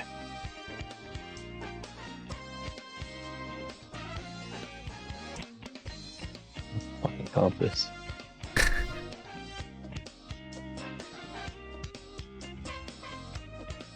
Nope, nothing. All right, Bed. cool. That's where we're gonna be after all those packs. Yeah, no kidding. All right, so cool. So we got a wrap here, and then we're gonna take a little break, and then we'll be right back. Where we're gonna jump right into the Dark Tournament saga and get a little recap on what that's all about, as well as all those packs. There's gonna be a little more that time since they're all loose. There's about 50 of them, rather than a collective box set. So stick around. We're gonna be right back. Let's all go to the lobby. Let's all go to the lobby. Let's Welcome back to the Marcanine podcast. We are continuing on with our unboxing of the Yu Yu Hakusho trading card game. So in the first portion of this video, Viz, Sammy, and I covered a lot of bases regarding the game's foundation, its initial base set, ghost files. We encountered a variety of really rare holofoil cards, which I'm very excited about. You can take a look at that in the first portion of the video if you want to go back and revisit that. Now that we have those boxes out of the way, we are going to be opening an equivalent of 2 boxes and then some of the second expansion, which is Yu Yu Hakusho's Dark Tournament, which is my favorite arc in the series. These cards, though, are all loose packs. There's about 50 of them. There's 24, if I'm not mistaken, Viz, right, in each box, right? Was it 24 in a box? Okay, so 48 would have been what we did before, and now we're about, I think, like 52 or something like that for these loose packs.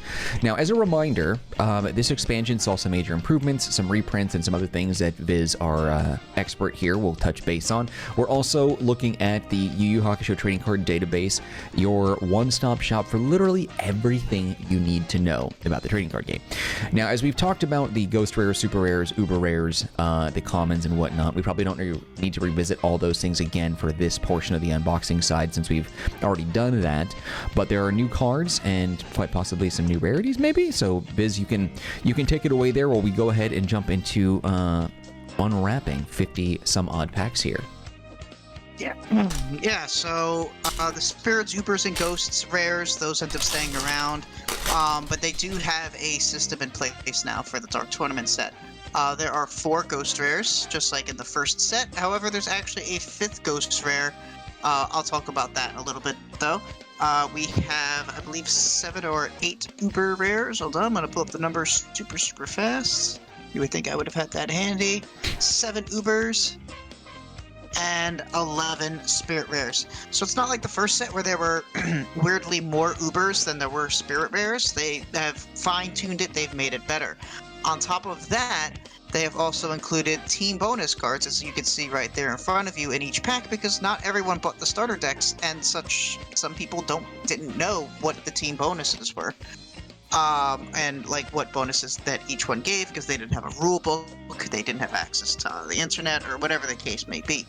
Other changes that they made. The commons and the rares are sticking around. There's no starter deck for this set. However, every common and rare is available in a foil pattern as well, known as the single rainbow foil. That's interesting. You'll also notice, yeah, I mean, I think it's very cool. It added to a lot of the collectability. And, you know, of course, as you can imagine, the foils have a little more value than the non-foil counterparts. It also made the packs feel a little bit more special instead of having just 2 rares in a pack where nothing is foil. So just to be clear, every single card that you see here can come in a holofoil variant, but it might still say, would it say like rare next to it, or is it just like common? No, it'll just be the exact same card, just foiled out, which hopefully you'll pull in this pack. Okay, and we still have, it looks like 10 cards per pack, and then the last 2 are the rare ones. Yes. So there is your first rare, Yukaito's Territory, and Dragon Pen. No foil, unfortunately. Okay, not a big deal. Yeah, so it does touch on that, like, between arc, when they started to get towards the Sensui arc, where they start talking about territories and things like that, but it doesn't actually introduce any Sensui cards or anything in this set. This is also kind of curious as well, because once again, like the Ghost Files deck had some Dark Tournament stuff. It wasn't exclusive to that specific arc in the manga and the anime.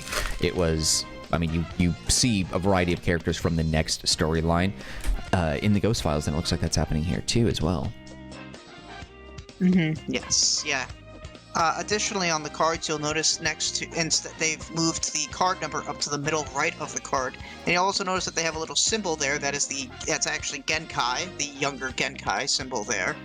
And what I also discovered a little bit back is that they're colored differently depending on if you have a common, a rare, spirit, uber, or ghost. They actually have 5 different types. So when you get to the end of this pack, you'll see what I mean. Because these ones are all like sort of a pinkish purple. Yep. This one is blue. Now you get to the rares where they're now blue. Sakyo's Lighter, solid pull. The Sakyo's Lighter is one of the best villain cards that you can pull. Very interesting. You gain 3 spirit energy. if you have a villain and have that attached, which spirit energy is basically, you know, that's your money in the game. That is how you do things. You can't play cards unless you have spirit energy, if it has a spirit energy cost. Sakyo's Lighter is one of those cards that gives actually one of the highest amounts in the game in terms of spirit energy for basically free. So for that, for the spirit energy, were there like physical items that you'd have to tally up and keep track of the energy that you had?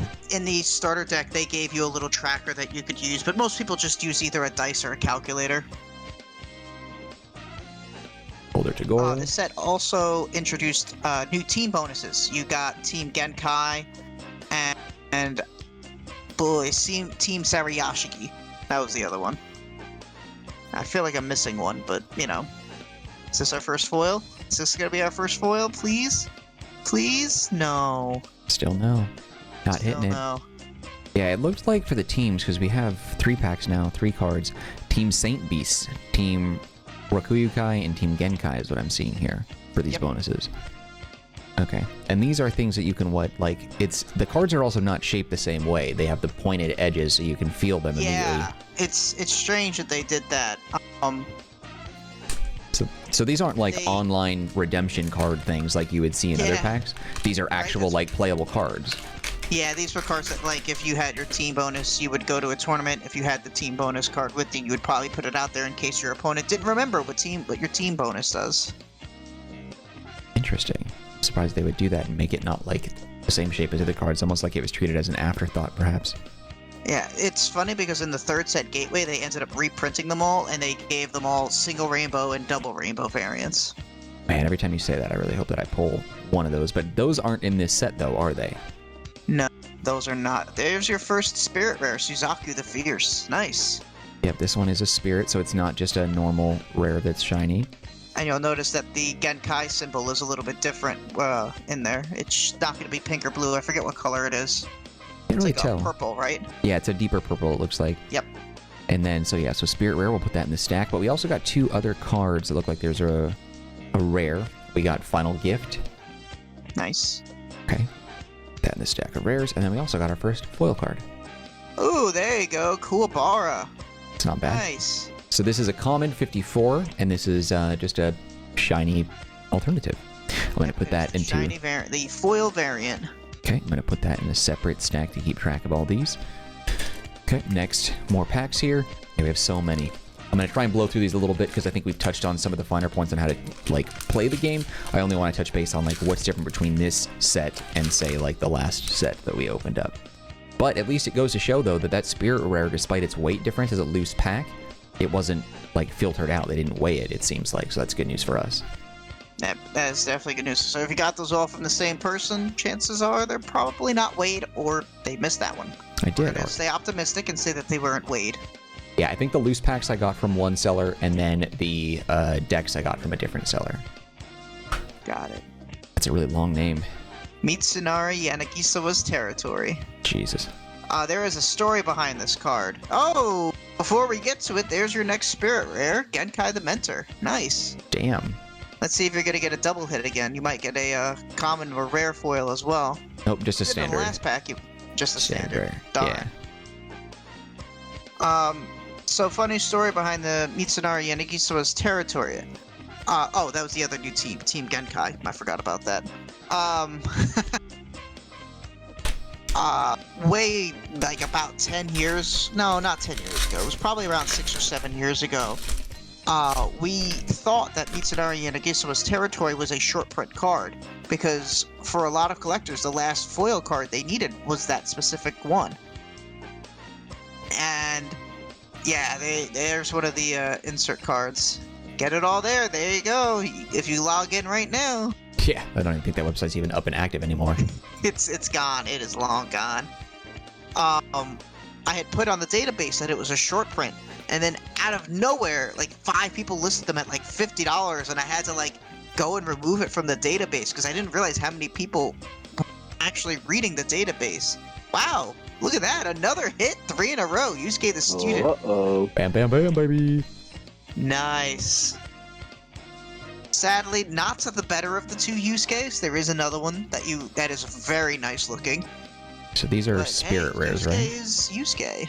Now these cards are also significantly darker compared to the last, like, shinies, if you look at it. So they're So very... I'm going to talk about that. I'm glad you talked about that because those are not normal character cards. Those are what you would call a team leader card.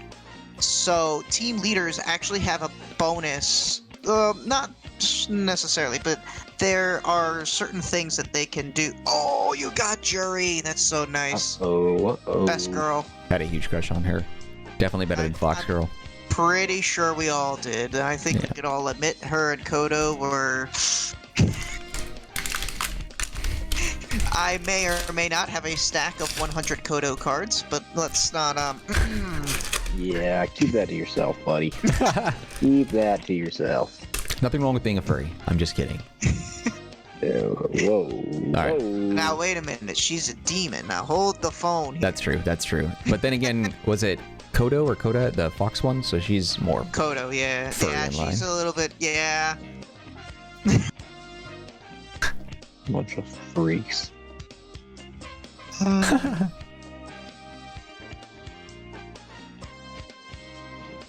Let's hope for something good.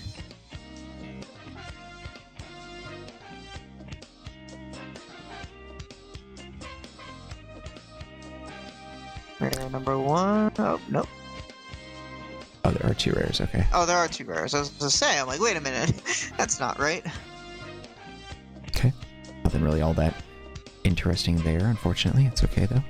Speaking of new things, though, since you had mentioned a little bit about, new rarities and things, Score Entertainment had been doing tournaments back in the first set, and you could win packs called Spirit Packs. And Spirit Packs would have 23 cards in them. That is part of a 9-card puzzle. You can put that to the side. Maybe I'll get lucky and pull all the pieces for that. So you could win Spirit Packs, which contain tournament-exclusive cards, kind of like tournament packs in Yu-Gi-Oh! It would be very small, only 3, 4, or 5 cards. I think it's 5 cards in a pack. When I got to Dark Tournament, they created another Spirit Pack set, but they also created League sets as well. The season, as it was referred to, was the Puppet Season, and inside the if you had to do things to earn the league cards at tournaments. So, for example, you maybe had to show up wearing YuYu Hakusho trading card game gear. If you showed up wearing a shirt for YuYu Hakusho, you got a free card. And things of that nature that was exclusive to the set. Oh, there's your preview card. I don't like that it has, like, the sharpened edges, too. Because they're even bent as well. Yes, very often they are bent and damaged. Yep.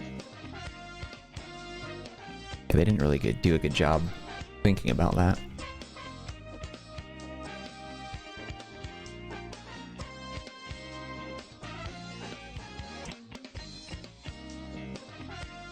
Sherry, that's his name. Oh, there's your first Uber rare. Dark Angel's Presence. Whoa. I feel bad saying this, but Dark Angel's Presence is a completely terrible card. It is, like, the fact that it was even, it should have been a common best. That's how bad of a card it is. At least you're honest. Yeah, One for nothing. I'll do it for nothing, whatever. Alright. Oh, there's another piece of the puzzle. You got the bottom middle there. Now, what does the puzzle build? Like, what is it? Oh, it's actually, what's funny is, if you put the puzzle together, it not only shows you a preview of all the characters you're going to get in Gateway, but the Dark One silhouette is also in the background of the card. It's very cool looking. This just sounds like a big ad for the next set. Yes. And to show off that there was a super cool card that nobody had access to. Please foil? Interesting.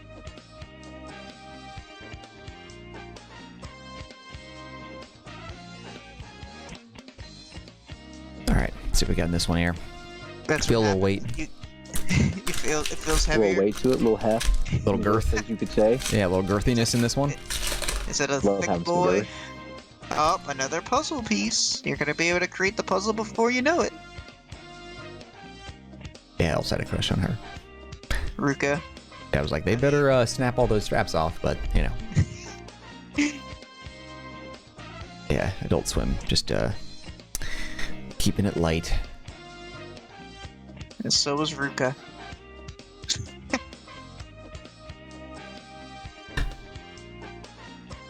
Foil. Foil. Oh, yeah. Yay! Another Genkai. You're gonna have a lot of mentoring. I need it.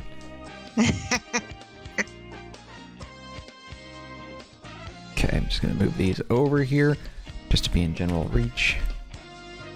While you're doing that, there is one thing I want to talk about with the Ghost Rare. So, when we first started this part, I had said that there were 4 Ghost Rares, but I said that there was technically a 5th Ghost Rare.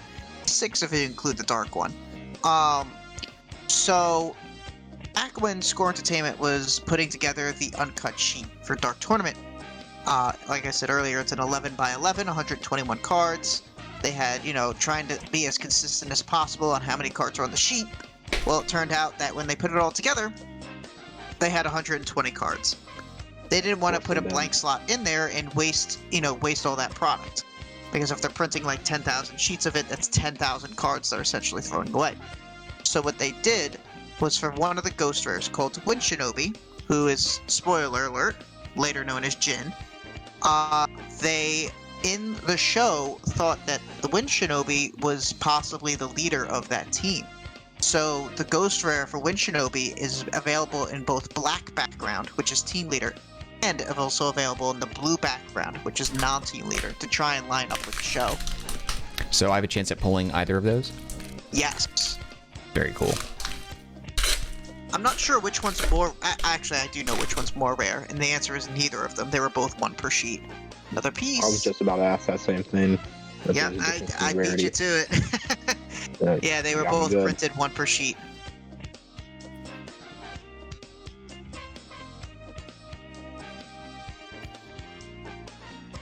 Whew. Keeping my fingers crossed for a foil. Ooey.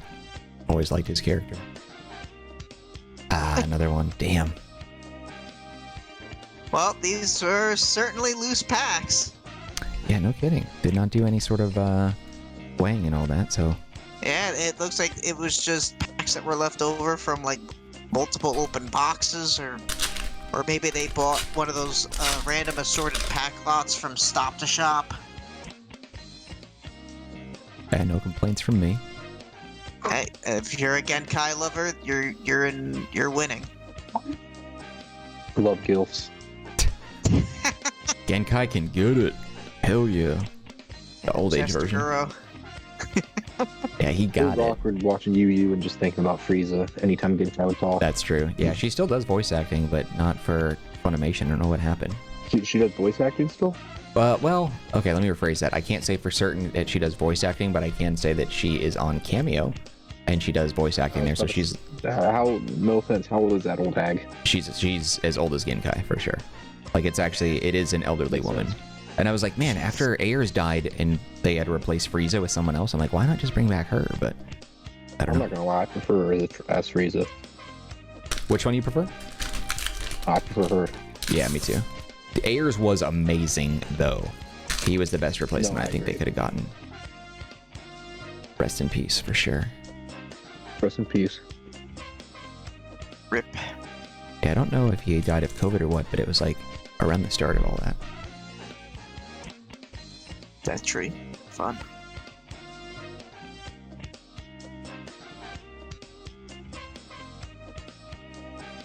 Yeah, the Death Tree is nasty. It don't play. Getting the same rares here. Dupe City. Dupe City, indeed. All right. We still got a lot of these to go. You have more packs of Dark Tournament than you did of Ghost Files? I think 4 more. So I think total, if I'm not mistaken, I think we have 52 and then the 48 from the boxes, so we have the 100 card packs to open, I believe. Damn. Yeah, give or take a pack or so.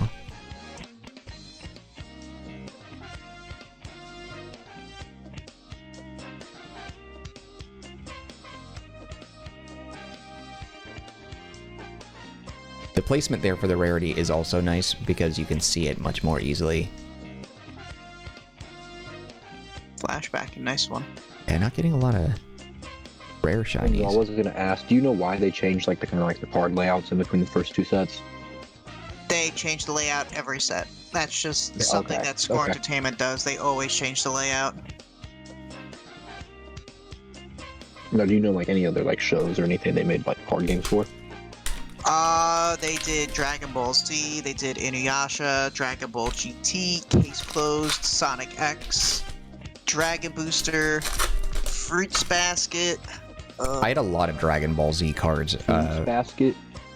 Yeah, Fruit Basket had a Basket. card game. Yeah, it did. I think it was one of those standalone one set kind of games where you buy a starter deck and you have Yeah, all I the would cards. hope so. Yeah, I don't believe. Oh, and Bleach. I forgot Bleach. That was also a really popular one. I remember going to a gas station, and they had the Dragon Ball Z card came there, and it was the Cell Saga, which has some of my favorite cards, including the Ultra Rares that I wanted. Vegeta the Revitalized, I think, and Goku the Almighty. And I bought the whole box. Never got one of those, so I just went to eBay and I bought them for like $40 each. And now I have them both. Like, way. Nice. Repeat City. Yeah. Oh man. Well, on the bright side, you know, with Genkai, 3 cards makes a playset, so you have a playset of Genkais now. If I ever decide I want to play the game, I never really got into that. Not with Pokemon or Dragon Ball or anything. I tried Pokemon once, way early on in the Red and Blue era, but I never got into it. It's difficult to learn. And I would say if Mark did want to actually play, is there like anywhere Mark can go to actually play against other people, or isn't pretty much dead at this point? Yeah, in terms of playing games, I think the only people that are left are mostly collectors. There's probably, you know, a few people that play here and there. But I haven't played a game in years now. I would probably have to freshen up on the rules on how to play. That's how many years it's been. Interesting. We still got quite a few more packs here, though. Now you saying all those other shows that had card games, did they all kind of just have similar faces? The UU one just kind of went on for about a year, 2 years, and then kind of just got cut off. Yes. I know Dragon Ball Z definitely lasted the longest. Still going, I think. Well, it's under a different company now, Yeah. I believe. It is. But yeah. I forget how many. I know Inuyasha had 10 sets. I believe Inuyasha had 10, and I want to say Dragon Ball Z definitely had well over 10. But Yeah, and then most of Score's other games had 3 or less. Yeah, and the Dragon Ball ones, I think they ended up saying like all these cards now are like null and void and unplayable. Yeah, they did something kind of silly, and that was that. Oh well, it's a good thing I was just a collector and I wasn't actively trying to search out a strong deck over the years, and then they pull that. That would have pissed me off big time.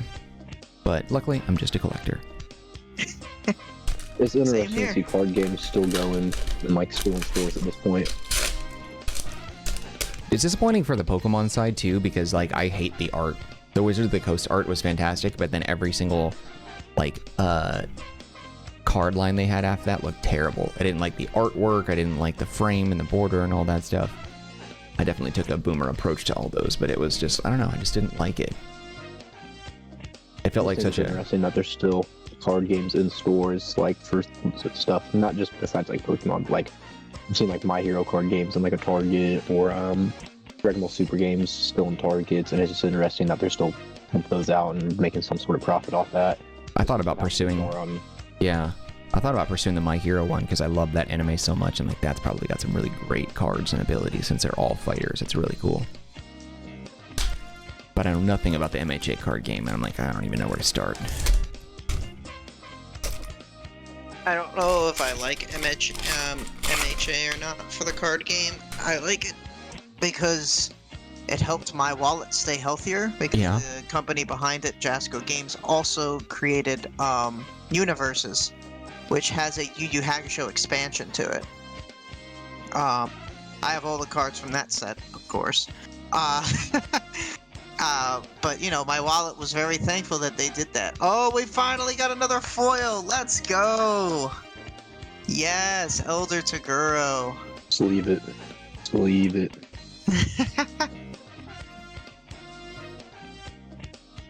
when they were thinking about Hiei's female, or his twin sister, that this is probably what she would have looked like. It is Hiei's secret. But yeah, they were in the middle of making the second set for Yu Yu Hakusho. They were creating the Dark Tournament arc set, and it's been either they're canceling it or it's just been put off to the side because of My Hero Academia is doing so well. Yeah, it's such a powerhouse franchise.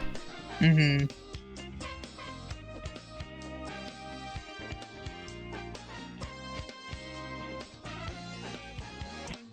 But I'd be interested to look into that and see what sort of interesting things come of it. Oh, poo! How does it feel to pull some poo out of a pack? It's normal for me. A lot of these cards have been shit, but a lot of them have been really great as well, so I can't really complain. There's just so many. Now that I think about it, I think My Hero is the only recent anime I've seen with an actual card game. Yeah, me too. Because thinking about bigger, shonens right now, like I haven't seen any like Jujutsu Kaisen cards or Black Clover, Boruto. What else? Yeah, I'm surprised by that. They have the foundation for it, but they just never. I don't know. Maybe Now that I think about it, I don't even think I've ever seen One Piece cards. Are there One Piece cards? There Has is to One be. Piece. It is. Yeah. There's got to be. I would say Attack on Titan, but I have no idea how you can make a card game. Yeah, that would be insane. Attack on Titan is part of Weiss-Schwarz. I know Weiss-Schwarz has a lot of different games, and I think Attack on Titan came out about a couple of months ago, less than a year ago. Wait, so they do have an Attack on Titan card game? It's not an Attack on Titan card game, they're just one of the sets that came out. So it's kind of like Universes, where it's a bunch of different, where each set is a different, like, anime or animation or things like that. Like, Weiss-Schwarz has Ruby, it has Disgaea, it has, oh boy, I forget the name, Nisekoi. There's this, I know there's, like, Ninja Batman and things of that nature. And the winner is, see, you pulled, there you go, Kodo and Jury on the same card. Is there a better card out there? Definitely not. 2 for the price of 1. Can't complain about that. Yeah. Alright, select that. Yeah, we still have quite a bit. These are all the stacks we have left.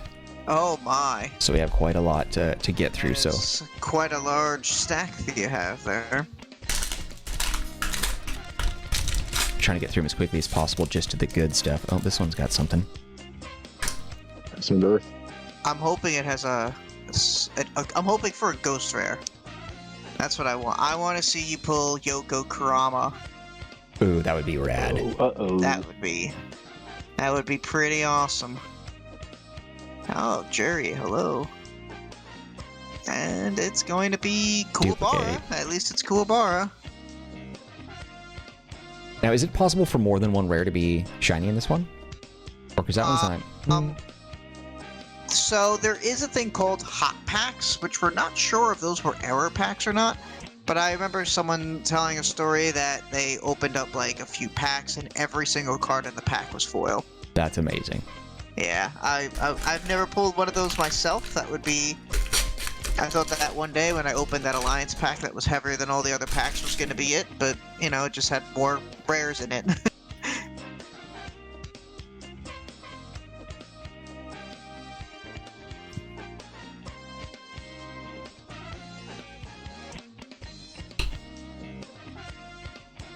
And... dang. Nothing interesting in that one.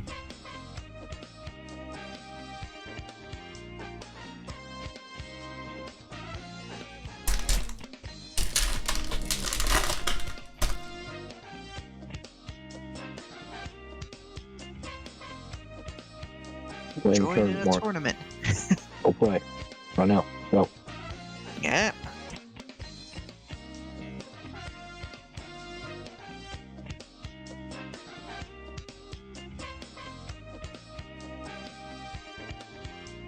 That was a weak pack as well. Weak. It's alright. But you have every first edition ever made, right?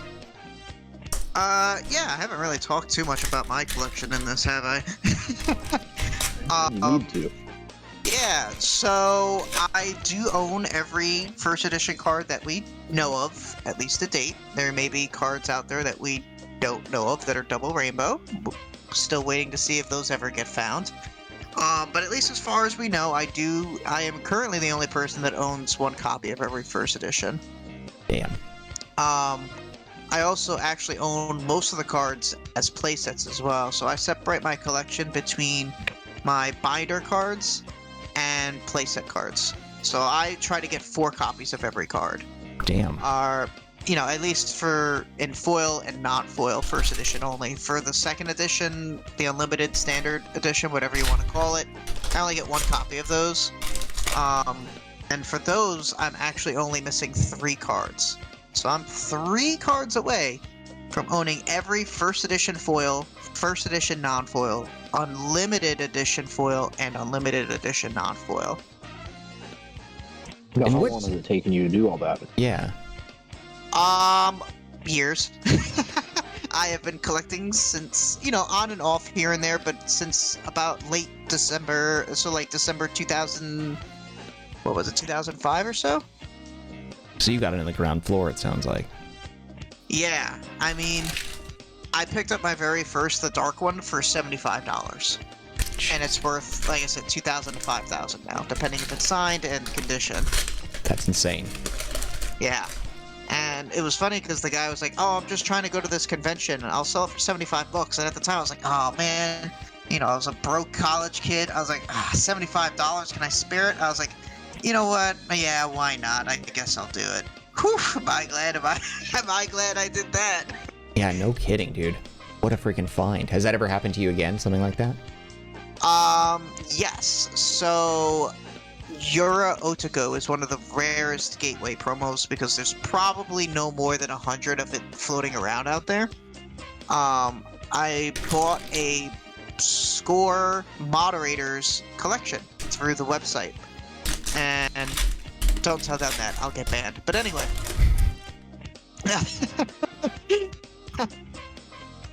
It ended up having 2 copies of this card, Yura Otoko, in it, and I paid like $120 for the collection.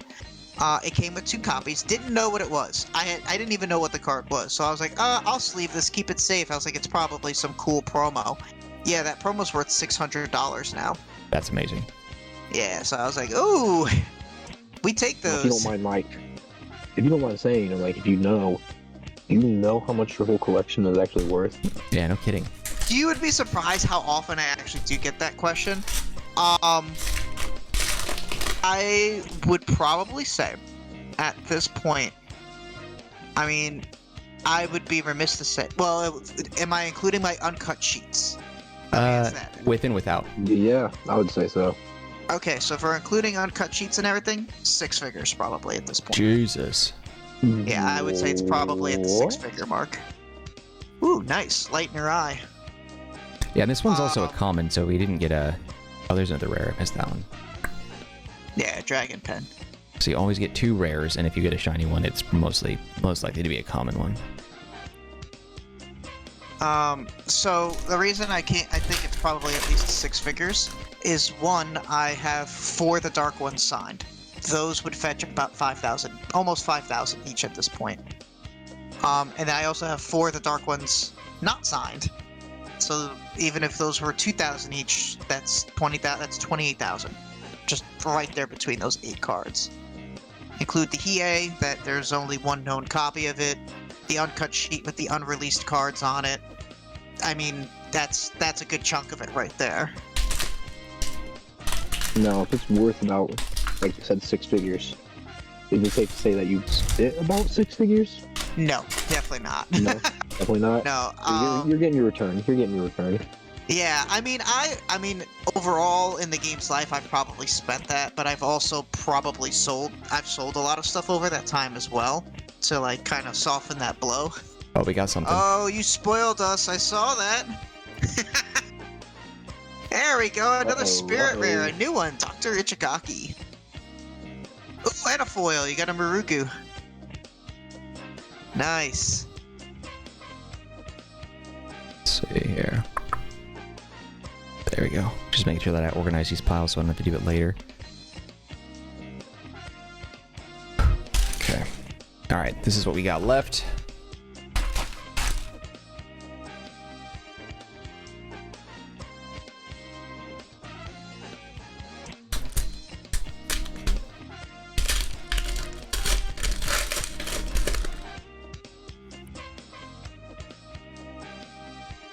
We're gonna have to see you put that puzzle together at the end. Assuming I have all the pieces. Yes, that's true. Assuming you have all the pieces. Oh, I see a little rainbow at the end of this. Oh, uh-oh. A little light at the end of the tunnel.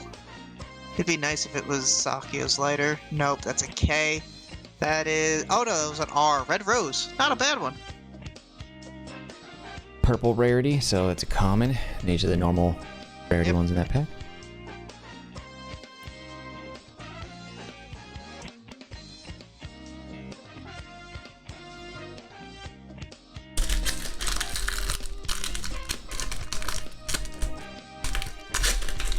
Let's see what we got here.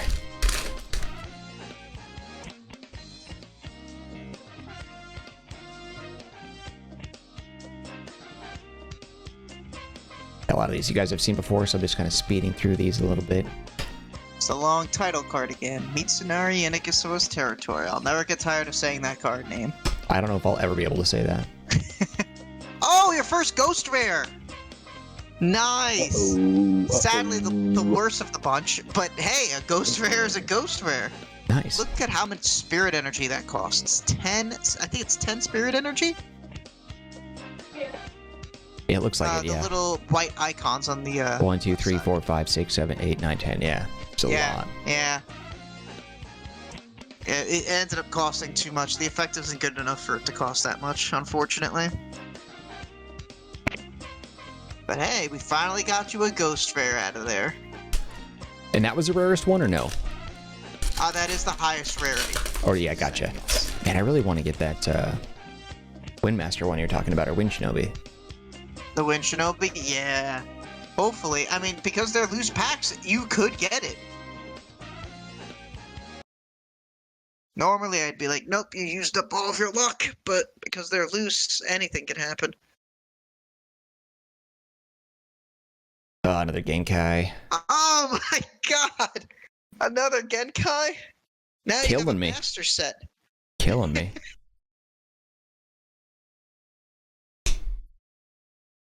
And I think there's 11 Spirit Rares, so you pulled 4 of the same, 4 Genkais, 2 Yusuke's. It's a song. Oof. Mark loves gilfs. That's true. I do. No, wait, I take that back. Gilfs. Gilfs love Mark. That's true.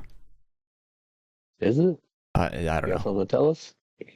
I put out Gilf Love and Energy. I don't know what it is. I just something about I've got Gilf swag. I don't know. Gilf swag.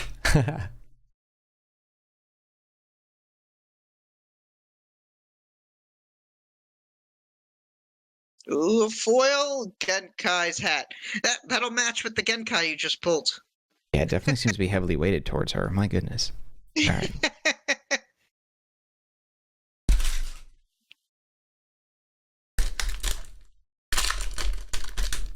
Almost done. This collection of packs is what we have left. Oh boy.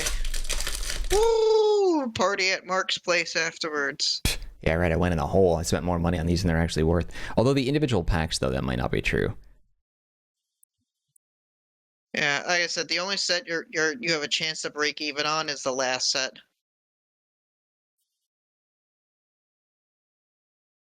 Unless you get them for like really cheap and get lucky.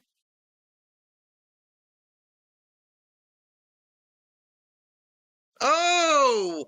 That's a good one, actually. That is one of the better common foils to pull. Or Kuyukai Challenge, 1 energy. Yes, it gave a lot of power to Rokurukai to make it a mill deck. So, you know, drawing your opponent out and everything. They became one of the best decks, or would have been one of the best decks for set 2 for milling. But the Puppet League came out and they were just much better in every single way.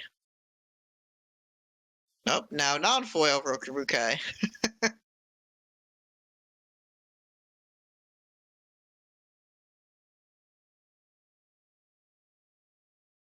I'll be really impressed if he pulls Sakyo's lighter foil. That'll be really nice. But no foil today. Nope, nothing good here. All right, how many packs do we have left? 1, 2, 3, 4, 5, 6, 7, 8, 9, 10, 11. I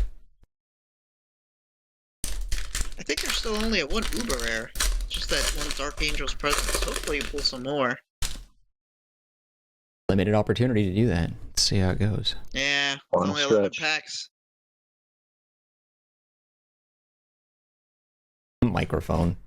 What an uninspired card design that was. Kurama's shoe. Hey, Dr. Chigaki again. Another Dr. Ichigaki. The land of repeats. Yeah, we're gonna see a lot of that, I feel like, no matter what we do. I love it. It's funny that you pulled so many Genkais, because it's not like it was printed on the sheet more than other cards. The only card on the sheet within the booster packs that was short printed is one of the Uber Rares Botan's Toolbox. It was one less of it on every sheet compared to all the other cards. So it's just interesting that you got so many of Genkai. Oh, there's an Uber Rare! There we go! Spiked Club! That's cool. We never actually even see that And a happen. common foil. Yeah, we never actually see him using the Spike Club. It's part of the intro or outro. Yes. Yep.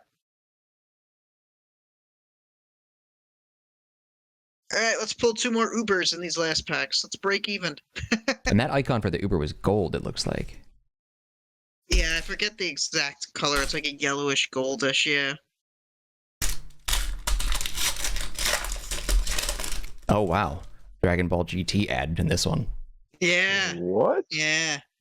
They did that. And Dragon Ball Z, I believe Buu Saga and Kid Buu Saga and Fusion Saga had inserts promoting the Yu Yu Hakusho card game.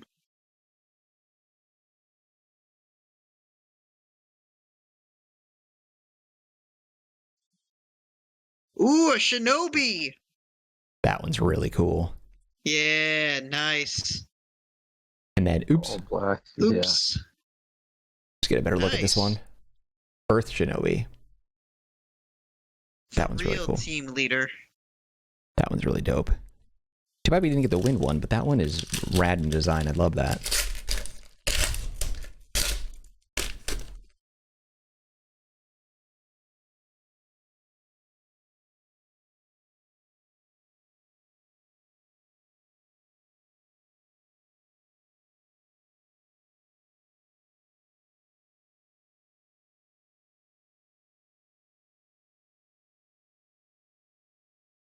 Another oops. A lot of oops happening here. Almost there. 2, 3, 4, 5, 6, 7 packs.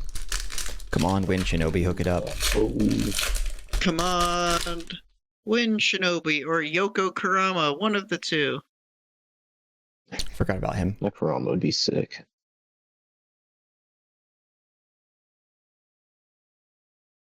I definitely feel like my boy Hiei is getting done dirty this set. Yeah, no kidding. Yeah, there is a Oh, there's Chu. There we go. Nice. And a foil outnumbered. Did we already have this Chew? I don't know if we had that one. I don't think so. Maybe we did. Maybe it was one of the early packs.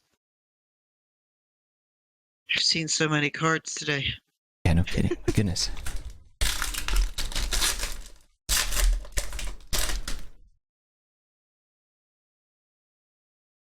Oop, wrong side.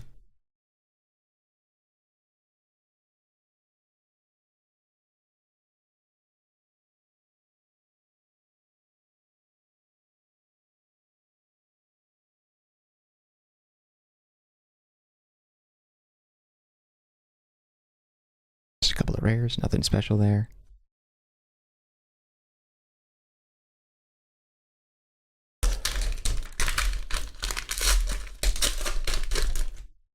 $100 freaking packs, Jesus Christ.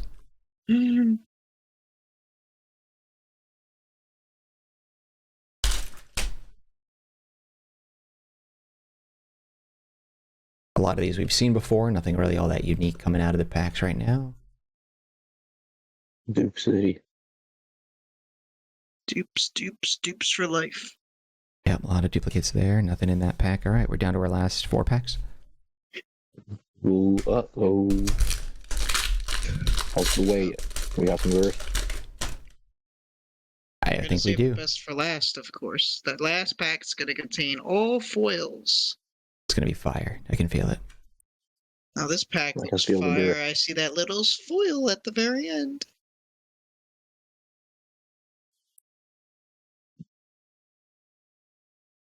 Ooh, another Yusuke the student. Oh my goodness. Zenith of Fear. Oh boy, so you have a playset of Genkais and then a playset of Yusuke the student as well.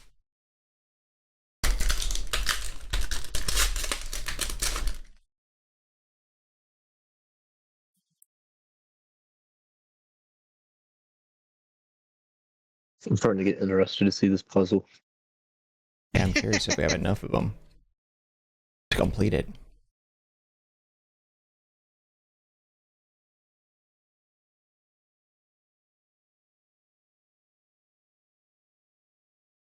Okay, last 2 packs. Come on. I'm scared. Dale Earnhardt, he's coming. Dale Earnhardt. This is it. We've been waiting for this moment our entire lives.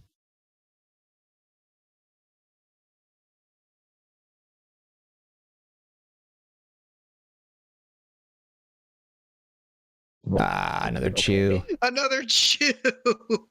Damn. Oh, a foil as well? Surprise attack. Okay, a rare foil. That's the first time I think we've gotten a rare foil, actually.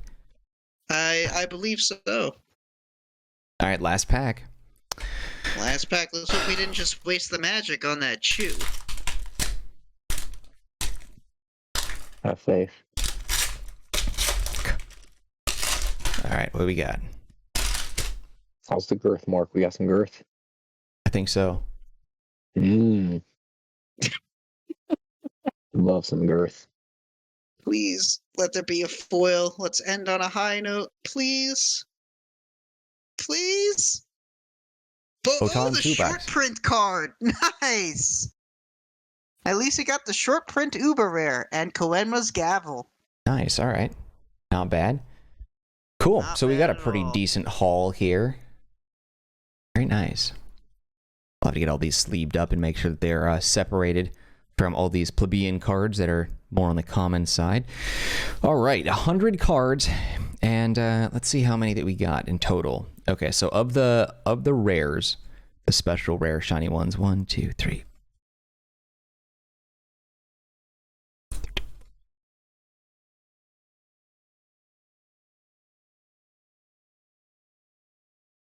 Looks like we got 31 in this whole set.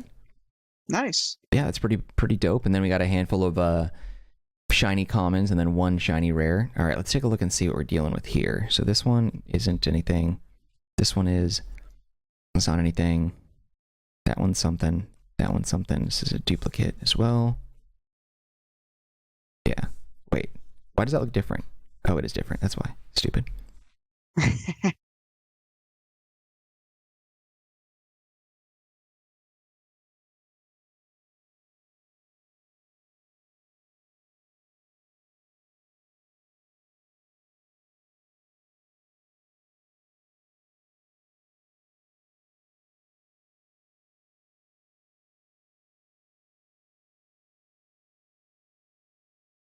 Okay, just building this out. Let's see. It's going to be depressing if you can't make the whole thing. Yeah, I got a feeling I won't be able to. You're missing just... I think that's actually the last one you were missing.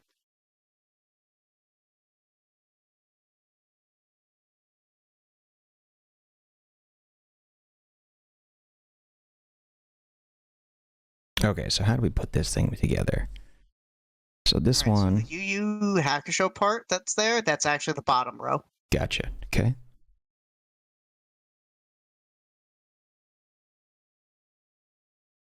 I'm only excited because it's Sensui.